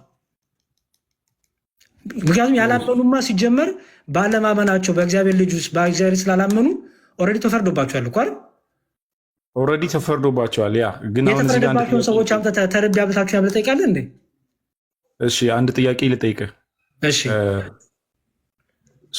እነዚህን ሰዎች ወግዱ የሚላቸው ከሆነ የማይፈልጋቸው ከሆነ ለምን ለፍርድ ያቀርባቸዋል? ከመጀመሪያው ለምን? ያመኑ ስለሆኑ ያመኑ ናቸው። አየህ መጽሐፍ ቅዱስ እንዲላል ይሆን ያዕቆብ ጋር ያለውን ምናልባት ታስታውሰዋለህ? አሁን ከመሄዳችን በፊት ሌላም ላሳየህ አንድ እንደው ምን እያልኩ እንደሆነ ሞር ክሊር እንዲሆንልህ አንድ ክፍሎች ላንበብልሽ፣ ከዛ ወደ አንተ ጥያቄዎች እሄዳለሁ። ችግር የለውም። እሺ እዚህ ሁለተኛ ቆሮንቶስ ላይ ምዕራፍ 5 ቁጥር 10 ላይ እንዲህ ይላል። ሁለተኛ ቆሮንቶስ ምዕራፍ 5 ቁጥር 10 ሁለተኛ ቆሮንቶስ ምዕራፍ 5 ቁጥር 10 ለቆሮንቶስ ክርስቲያኖች የጻፈ ነው። እሺ ምን ይላል? መልካምም ቢሆን ወይም ክፉ እንዳደረገ እያንዳንዱ በስጋ የተሰራውን በብድራት ይቀበል ዘንድ ሁላችን ይላል። አየው በክርስቶስ በፍርድ ወንበር ልንገረጥ ይገባናል ይላል። አየው አንዴ ድገምልኝ። መልካም ቢሆን ወይም ክፉ እንዳደረገ እያንዳንዱ በስጋ የተሰራውን በብድራት ይቀበል ዘንድ ሁላችን በክርስቶስ በፍርድ ወንበር ልንገለጥ ይገባ፣ ራሱንም ጨምሮ ማለት አየው ለአመኑ ክርስቲያን ጻፈ ነው አየው። ስለዚህ እነዛ ማቴዎስ ወንጌል ምዕራፍ 25 ላይ በጌታ ፍርድ ወንበር ፊት የቆሙት እነማን ናቸው ማለት ነው? እናንተ አምነናል ብላችሁ ግን ደግሞ ምን ያላላችሁ የጌታችሁ የካዳችሁ በህይወት የማትኖሩ በፍሬ የማትኖሩ ተብለው ወደ ፍርድ ሄዳሉ። ያላመኑማ ከመነሻውም ምን ተብለው ነው የሚጠየቁት? ወንድሜ ላላመነ ሰው የምጠይቀው አላበላኸኝም አላጠጣኝ ነው ወይስ አላመንክብኝም ነው? ማለት ለምን እንደዛ ከሆነ ለምን ይፈረድባቸዋል? ኦልሬዲ ለምን በፍርድ ዙፋን ፊት ለምን ይቀርባሉ? ይሁን መልካም ፍሬ ስላላፈሩ ነው ወንድሜ። ክርስቲያን ሆኖ መልካም ፍሬ ስላላፈሩ አልካዱም እኮ ግን እንደማይጸድቁ ግልጽ ነው። አሁን አንተ እዚህ ጋር እያልከኝ ያለኸው አሁን እነዚህ ሰዎች ተርበው አላበሉትም፣ ተጠምቶ አላጠጡትም። የጽድቅ ስራ ያው ዝም ብለው ኢየሱስ ኢየሱስ ይላሉ፣ የእግዚአብሔርን ስም ይጠራሉ። ነገር ግን መንፈሳዊ ፍሬያቸው አልተገለጡም። ይህን ፍታለኝ። እሺ ቆይ ገላትያ ላይ በቀላሉ ላስረዳ። ገላትያ 5 ላይ እንዲህ ይላል። ገላትያ 5 ላይ 22 የመንፈስ ፍሬ ፍቅር፣ ደስታ፣ ከላይ መዳራት፣ የስጋ ስራ የተገለጠ ነው፣ እርሱም ዝሙት፣ ርኩሰት። ይሄ ጻፈው ለማን ነው? ላመኑ ስላላመኑ። ያው ያመነ ሰው እኮ ይሄ ባህሪ የለውም። ያመነ ሰው የጠየቁ ይሄን መልእክት የጻፈው ቅዱስ ጳውሎስ ላመኑ ወይ ስላላመኑ? ለሁሉም ነው። ለሁሉም ነው የተጻፈ አይደለም? ለሁሉም አይደለም ወንድሜ። እንዴ ቅዱስ ጳውሎስ መልእክት ሲጽፍ ለዳኑ ክርስቲያኖች ነው የሚጽፈው? ለገላትያ ክርስቲያኖች፣ ለቆሮንቶስ ቤተክርስቲያኖች፣ ለሮሜ ክርስቲያኖች የሚጽፈው? ያ ደብዳቤው ለዛ ነው። ግን ያው እንትና አባባል እኔ እንደ ወንጌል ማለት ነው። እንደ ወንጌል ያው ለሁሉም ነው የተጻፈ። ግን በዛ ሰዓት ጳውሎስ የጻፈው በእርግጥ ለገላትያ ቤተክርስቲያን ቆሮንቶስ ሲሆን ለቆሮንቶስ ቤተክርስቲያን። በጣም ጥሩ። ስለዚህ ይኸውልህ ስጋ በመንፈስ ላይ መንፈስን በስጋ ላይ ይመኛል። ይሄ ለማን የተጻፈው እኮ? ያ ለቤተክርስቲያኑ ማለት ነው። ተው እንጂ ቢኒያም ፕሊዝ። ስጋ በመንፈስ ላይ መንፈስን በስጋ ላይ ይመኛል ሲባል ኢንዲቪጁዋሊ ክርስቲያኖች የሚኖሩት ህይወት ነው አይደል? ምክንያቱም ስጋ በመንፈስ ላይ መንፈስን በስጋ ላይ ይመኛል። እነዚህ እርስ በርሳቸው ይቃወማሉ። ስለዚህም የምትወዱት ልታደርጉ አትችሉም ማለት ቅዱስ ጳውሎስ። ይሄ ለአመኑት የጻፈው ስፔሲፊክሊ ላመኑት ነው። በጣም ጥሩ። ስለዚህ ምን አለ? የስጋ ስራም የተገለጠ ነው አለ። እርስ በርስ ሁለቱ ይቃወማሉ አለ አይደል? ስለዚህ ስጋ ስራ የትኛው? ዝሙቱ፣ እርኩሰቱ፣ መደራቱ፣ ጣዖት ማምለኩ፣ ክርክሩ፣ ቅናቱ፣ ቁጡ፣ አድመኝነቱ፣ መናፍቅነት፣ ክርክር፣ ምቀኝነት፣ መግደል፣ ስካር እያለ እነዚህን የሚያደርጉ የእግዚአብሔር መንግስት አያወርሱም አለ። ላመኑ ክርስቲያኖች ይህን ብታደርጉ የእግዚአብሔር መንግስት አትወርሱም እያለ ነው አይደል? ኦኬ። ደግሞ ያመኑ ክርስቲያኖች ደግሞ ፍቅርን፣ ደስታን፣ ሰላምን፣ ትዕግስትን፣ ቸርነትን፣ በጎነትን፣ የዋህነትን ቢያደርጉ ደግሞ ምን ያደርጋሉ? የመንፈሳዊ ፍሬ ቢያፈሩ ደግሞ ህይወትን ያገኛሉ ማለት ነው። ያገኛሉ። በጣም ጥሩ። ስለዚህ ቅድም ቅዱስ ጳውሎስ ሁሉም በስጋው የሰራውን ክፉም ሆነ ደግም ሲል ገባው በብድራት ይቀበል ዘንድ በስጋው ያለ በህይወት እያለ ማለት ነው። በስጋው ሳለ በህይወት እያለ ይሄ ማለት ነው። ሁለተኛ ቆሮንቶስ ስላለው ቅድም ያስነበብኩ ይኸው መልካምም ቢሆን ወይም ክፉ እንዳደረገ እያንዳንዱ በስጋው የተሰራውን በብድራት ይቀበል ዘንድ ሁላችን አለ። አየው፣ አሁን ክፉም ደግም ማድረግ የክርስቲያኖች ራሱ ህይወታቸው ነው አይደል? ምርጫቸው ነው አይደል? ከዳኑ በኋላ በቃ። ስለዚህ ደግ እያረክ ብትጸና ምን ታገኛለህ? በክርስቶስ ወንበር ፊት ስትገለጥ አንተ ብሩክ፣ አንተ የተባረክ ባሪያ፣ ፍሬ ያፈራ ባሪያ ወደ ዘላለም ህይወት ግባ ትባላለህ አይደል? ደግሞ ደግ ባታረግስ፣ መዳንን ብታክፋፋው፣ ደሙን ብታቀል፣ መንፈስ ቅዱስን እምቢ ብትል፣ ንስሐ መግባት ባትፈልግ፣ ነፃ ፍቃድ ተጠቅመ እንደዚህ በኃጢአት በስጋ ስራ ብትመላለስ በስጋ የሰራውን በብድራት ትቀበሏለ ማለት ነው። ያው ሰው የዘራውን ያንኑ እንትን ይላል።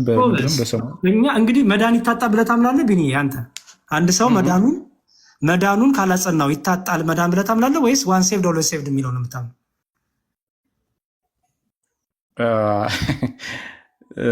ያው ወይ እንግዲህ ፐርሰናል ነው።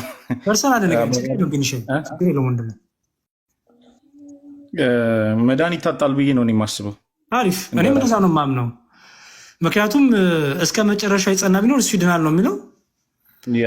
መዳን ይታጣል ብዬ አምናለሁ። ሰው መዳኑን ካልጠበቀው ካላጸናው፣ በመንፈሳዊ ፍሬ በንስሐ ካላጸናው ከግቡ ይቆርጣል።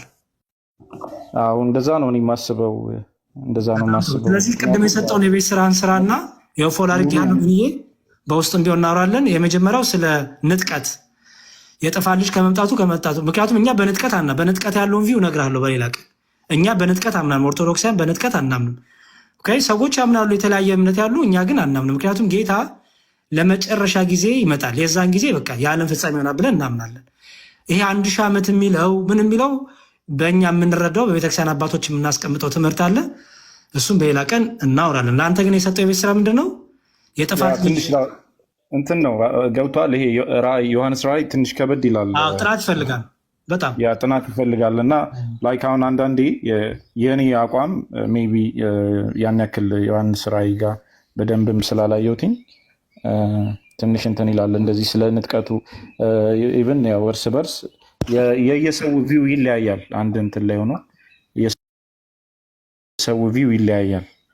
ሞር ከኔ ይልቅ ሌሎች ሰዎችን ከእነሱ ጋር በደንብ ዲል ብታደርግ አሪፍ ነው።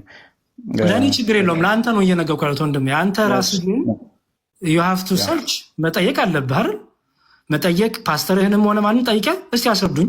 እዚህ ጋር ቆላ እንትን ላይ ሁለተኛ ምንድነው ቆላሲያስ ላይ ሁለተኛ መልእክቱ ላይ የጥፋት ልጅ ሳይገለጥ ጌታ አይመጣም ይላል። ከተገለጠ በኋላ ነው ይመጣ ይላል። እኛ ደግሞ ሳይገለጥ ነው የምንነጠቀው እንላለን። ይመጣል ይወስዳል የምል ነው። ይሄ ነገር ተጋጨብኝ፣ አስረዱኝ በላቸው። ከዛ ፕሊዝ መልሱን መስጠት ፈልጋለሁ ምን እንዳሉ። ኦኬ። ከዛ ያንን ይዘን ደግሞ ከኔ ጋር ያለውን ደግሞ ሼር እናደርጋለን። አንድ እሱ፣ ሌላ ደግሞ ማቴዎስ ወንጌል ምዕራፍ 25 ላይ በግና ፍየል የተባሉት ያመኑ ወይስ ያላመኑ የሚለውንም አዲሱ መደበኛ ትርጉም ራሱ ባይዘዌ ይኸው እሱን ክፍል ምን ብሎ እንደፈታው እስኪ በእንግሊዝኛውም ምናምን አያቸዋለሁ በደንብ ኔሽን ነው የሚለው እንግሊዝኛው፣ እሱ ችግር የለው። አዲሱ መደበኛ ትርጉም ግን የፕሮቴስታንት መጽሐፍ የአንተ መጽሐፍ ማለት ነው ህዳሄ ማብራሪያው ላይ ይኸውም ብሎ እንዳስቀምጠው ፍየሎችን ያላመኑ ብሎ ያስቀምጠው እና በደንብ የወሰኑ እሱን የቤት ስራ ልስጥህ። ጥያቄን ጠይቀኝና ሌላ ጥያቄ አለኝ። ጥያቄን ጠይቀኝ፣ ግን አሁን ደግሞ ለአንተ እድል ስጥ። እንደዚህ መጽሐፍ ቅዱስ እያስገለጥከኝ ቢሆን ደስታዬን አልችለውም። እንደዚሁ ጄኔራል ጥያቄ ነው። እንደዚሁ ደስ ይለኛል። ባይዘዌ መጽሐፍ ቅዱስ በደንብ የሚያቀሰው በደንብ የሚያነብሰው ደስ ይላል።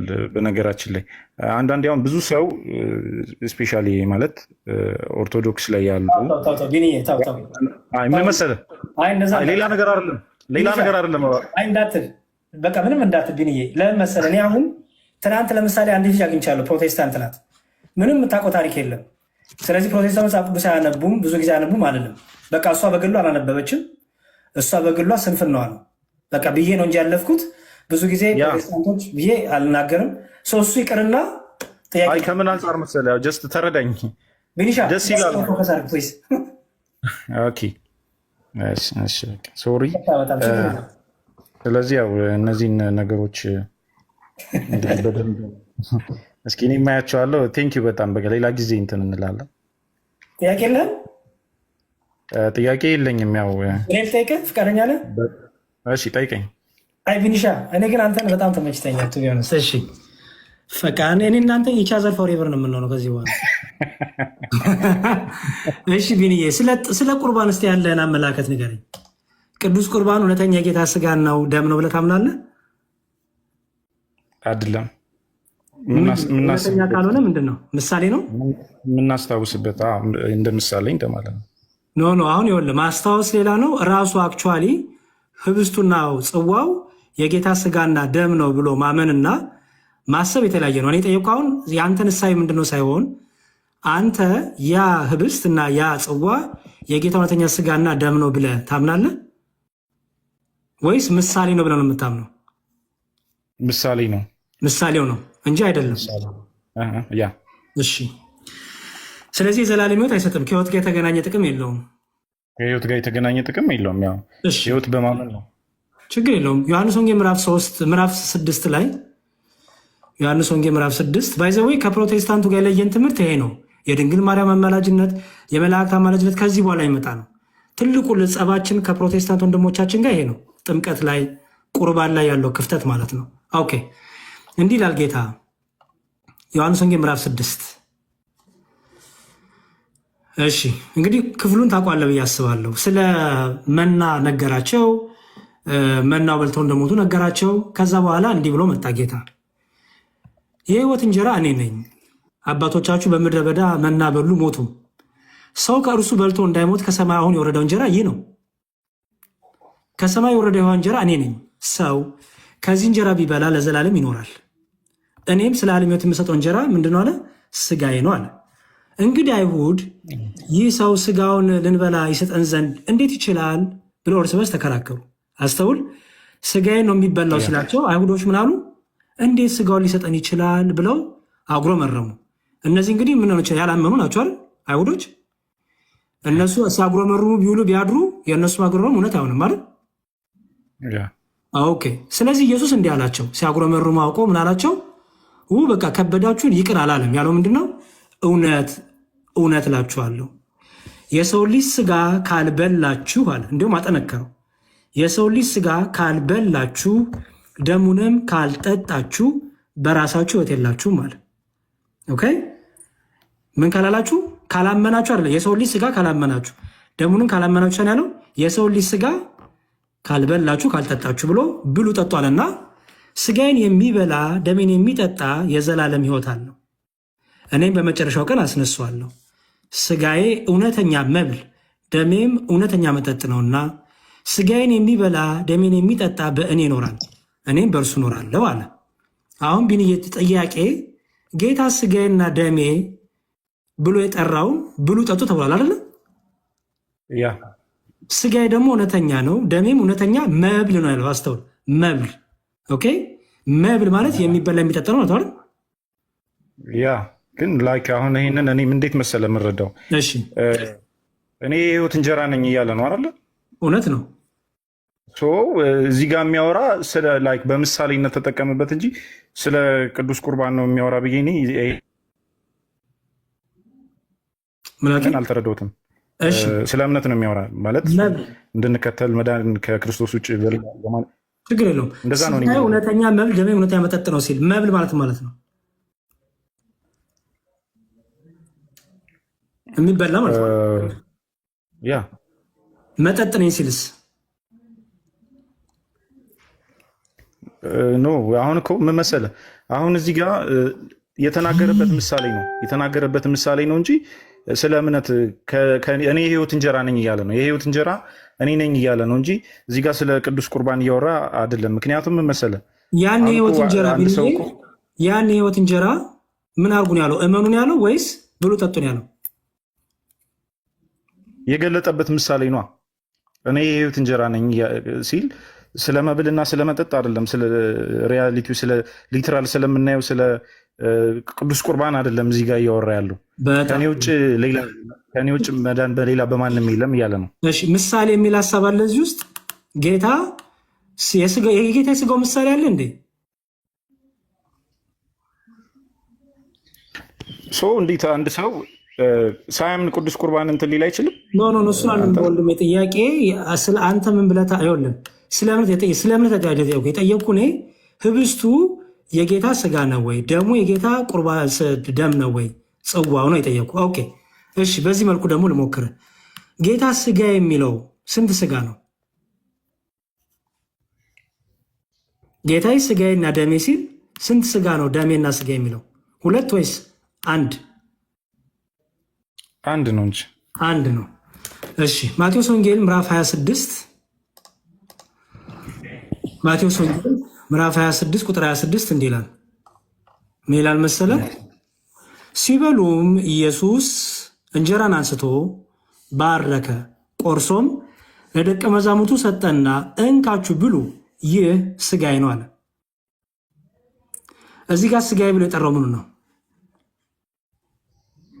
ቆርሶ የሰጣችሁን ማለት ነው። ለምሳሌ ህብስቱን ማለት ነው። ህብስቱን ዮሐንስ ወንጌል ላይ ስጋ ያለው ምኑ ነው?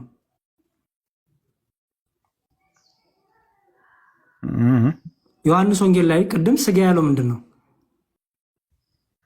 ኦኬ አሁን አንተ ስለ እንትኑ ተው አንተ አትበለኝ። እኔ አንተ ዮሐንስ ወንጌል ማለት የተረዳህበት ማለት ነው። አንተ መረዳት የፈለግኩት ቢኒዬ፣ አንተ እንዲያልከኝ እንዳትለኝ። እኔ ምንም አላልኩም። ምን ያሁን ጥቅሶችን ያሳየውክ ዮሐንስ ወንጌል ላይ ጌታ ስጋዬና ሲልና እዚህ ጋር ደግሞ ህብስቱን ስጋዬ ሲል ሁለት ስጋ ነው ጌታ አለው ወይስ አንድ ስጋው ነው ስጋ የሚለው? ያ አንድ ስጋ ነው። ግን ላይክ እዛኛው ፓርት ጋር እዚህ ጋር እያወራ ያለው የአሁኑ ክፍል ጋር ስለ ምሳሌው ነው። ስለ ስጋው ምሳሌ ምሳሌ ማለት ነው። ምሳሌ ማለት ፍታል። ምሳሌ ማለት ህብስቱ የስጋው ምሳሌ ነው ስትል ምን ማለት ነው? እና ስጋውን እኮ አይደለም የሰጣችሁ ህብስቱ ነው አይደል? ህብስት ነው የሰጣችሁ። ግን ምንድን ነው ይህ ስለእናንተ ስጋዬ ብሎ ለምንጠራው ጌታ ስጋዬ ሲል ምን ማለቱ ነው? ንገረኝ እስኪ። ጌታ ስጋዬ ነው ሲል ምን ማለቱ ነው? በምሳሌ እኮ ነው። ይህ ስለእናንተ እንትን የሚለው ስጋዬ ነው። ይህ ስጋዬ ምሳሌ ነው አይደለም እኮ ወንድሜ ቢኒዬ፣ በደምብ ልብን ከፍተው። ይህ የስጋዬ ምሳሌ ነው አላለም ያለው። ይህ ስጋዬ ነው። ኢየሱስ ክርስቶስ እኮ ያው በመካከላቸው እየተንቀሳቀሰ አይደለም እንዴ እንትን ያላቸው? ቢኒዬ የእሱ አይደለም ጥያቄው። ለምሳሌ አንተ አንድ ነገር ይሄ ምሳሌ ነው ብለህ ስትሰጥና ይሄ ነው ብለህ ስትሰጥ እኩል ነው? ይሄ የዚህ ምሳሌ ነው ብለህ ስትሰጥና ይሄ ግን ነው ስትል እኩል ነው? ልብን ከፍተህ አዳምጥ። ማመን የለብህም ዛሬ ግን በደምብ ጭንቅላትን ፕሮሰስ አድርግ። አንድ ነገር አንተ እንኳን ኢየሱስ ክርስቶስ እኮ ለደቀ መዛሙርት በዛ ጊዜ ለነበሩት ሰዎች በጣም ብዙ ምሳሌዎችን ተጠቅሞ ነው አይደል ሲያስረዳቸው የነበረው። የስጋው ምሳሌ ግን የለም ወንድሜ። እስቲ ስጋውና ደሙን የሚተካ ምሳሌ ስጠኝ። አሁን ህብስቱ ስጋው ነው። ስጋው ነው አትልም አንተ። ምሳሌ ነው እኮ የምትለኝ፣ ስጋውን አትልም። ያ ምሳሌው ነው። ስጋዬ ነው የሚለው ወንድሜ። ይሄ ምሳሌ ነው አይደለም። አንተ ለምሳሌ አንድ ነገር ስትሰጥ እኮ አልኩ ይሄ ምሳሌ ነው ብለህ ስትሰጥና ይሄ ነው ብለህ ስትሰጥ እኩል ነው መልእክቱ? እሺ ለምሳሌ ቆይ አንድ ጥያቄ ልጠይቅህ። አድምጠኝ። ጥያቄ ልጠይቅህ። ህብስቱን እንትን አላለም አልበላም። እንትና ማነው የካደው? ይሁዳ በልቷል አይደለ? እኮ ስለዚህ አያድንም ማለት ነው። ስለዚህ አያድንም ማለት ነው። ቆይ እንዴ ቢኒዬ፣ እንዴ ለምንድን ነው ስለሱ ለህይወት ያለው ነው? ስለማያድን ነው?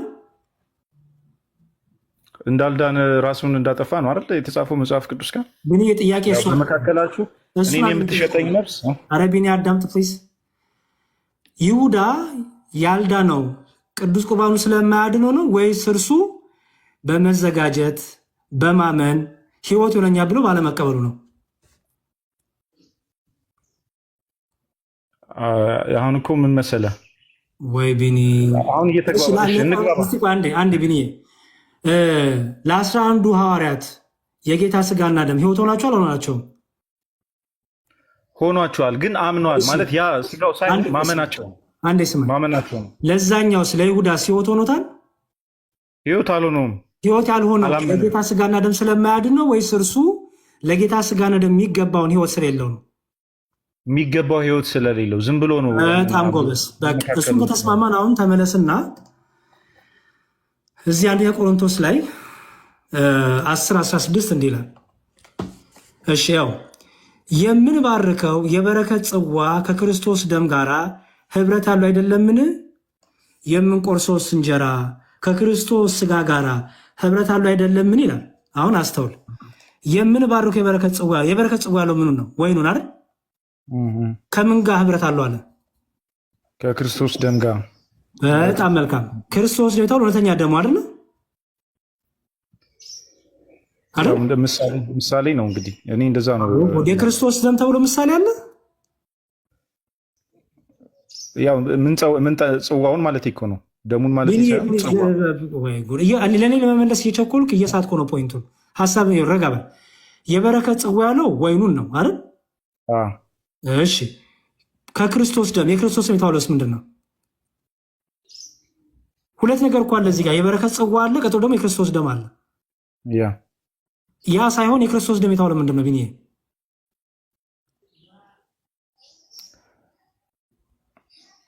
ግልጽ አልሆነልኝም። የምንባርከው የበረከት ጽዋ ከክርስቶስ ደም ጋር ህብረት አለው አይደለምን? የምንቆርሰው እንጀራ ከክርስቶስ ስጋ ጋር ህብረት አለው አይደለምን? ይላል። እሺ የምንቆርሰው እንጀራ አሉት ህብስቱን ነው አይደል? የክርስቶስ ስጋ የተባለውስ ምንድን ነው? ያው የራሱ የክርስቶስ ስጋ ማለት ነው። ቀራንዮ የተቆረሰልን ስጋ አይደል? ለረታል። በጣም ጥሩ። ህብስቱ ከክርስቶስ ስጋ ጋር ምን አለው ይላል? ህብረት አለው። በጣም ጥሩ። ይህ ህብረት ምሳሌያዊ ህብረት ወይስ የእውነት ህብረት? ምሳሌያዊ ህብረት። አንተ ከእግዚአብሔር ጋር ያለ ህብረት ምሳሌያዊ ህብረት ወይስ የእውነት ህብረት? የእውነት ህብረት። እሺ አየኸው፣ የአንተና የእግዚአብሔርን ዩኒየን የእውነት አልከው። የክርስቶስ እውነተኛ ስጋ ከህብስቱ ጋር ያለውን ግን ህብረት ምሳሌ አልከው። ማን እንደዛ ብላ ፍትህ አለ ወንድሜ? ምክንያቱም እውነተኛ ጌታ ስጋ ከህብስቱ ጋር በምሳሌ እንዲያው ህብረት ያለው ምሳሌ ይባላል ወንድሜ? ህብረት እያለው ምሳሌ ትላለህ? አሁን እኮ ምን መሰለህ፣ አሁን እኛ ጋር ግን እናንተ ጋር አይደለም። ቃሉ ላይ ፎከስ አድርግ ፕሊዝ። እኔ ቃሉ ላይ ነው ያለሁት። ህብረት ተብሎ ምሳሌ አለ ወይ ወንድሜ?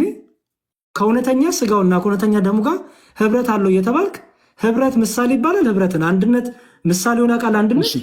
ዋናው ፖይንታችን ቅዱስ ቁርባን አንተ ያድናል ነው አይደለም? እኔ ስለ ፖይንቱ አይደለም ስለ ቃሉ ላይ ታማኝ ነው። እኔ ዋና ፖይንት ህብረት አለው ማለት ነው ቢኒ እኮ ህብረት አለው ማለት እኮ ላይክ በምሳሌ ያንን አንተ ሴንስ ማድረግ መቻል አለብን። እኔ ሴንስ አላደረግ በመጽሐፍ ቅዱስ የክርስቶስ ስጋ አንተ ከእግዚአብሔር ጋር ያለ ህብረት ምሳሌ አይደለም እኮ አልከኝ። ምክንያቱም ምሳሌያዊ ከሆነ እውነተኛ ካልሆነ ምሳሌ ማለት እውነተኛ ያልሆነ ማለት እኮ ነው ቢኒ። ምሳሌ እኮ ማለት በዛ መሰረት አንተ ግን ያንን ነገር የምትረዳው እንደ እውነት። ለምን እንደሱ ከሆነ አንተ ለምን ከእግዚአብሔር ጋር ያለህን ህብረት ምሳሌ አትለው? ለምን ምሳሌ አይደለም አልከኝ? ንገረኝ።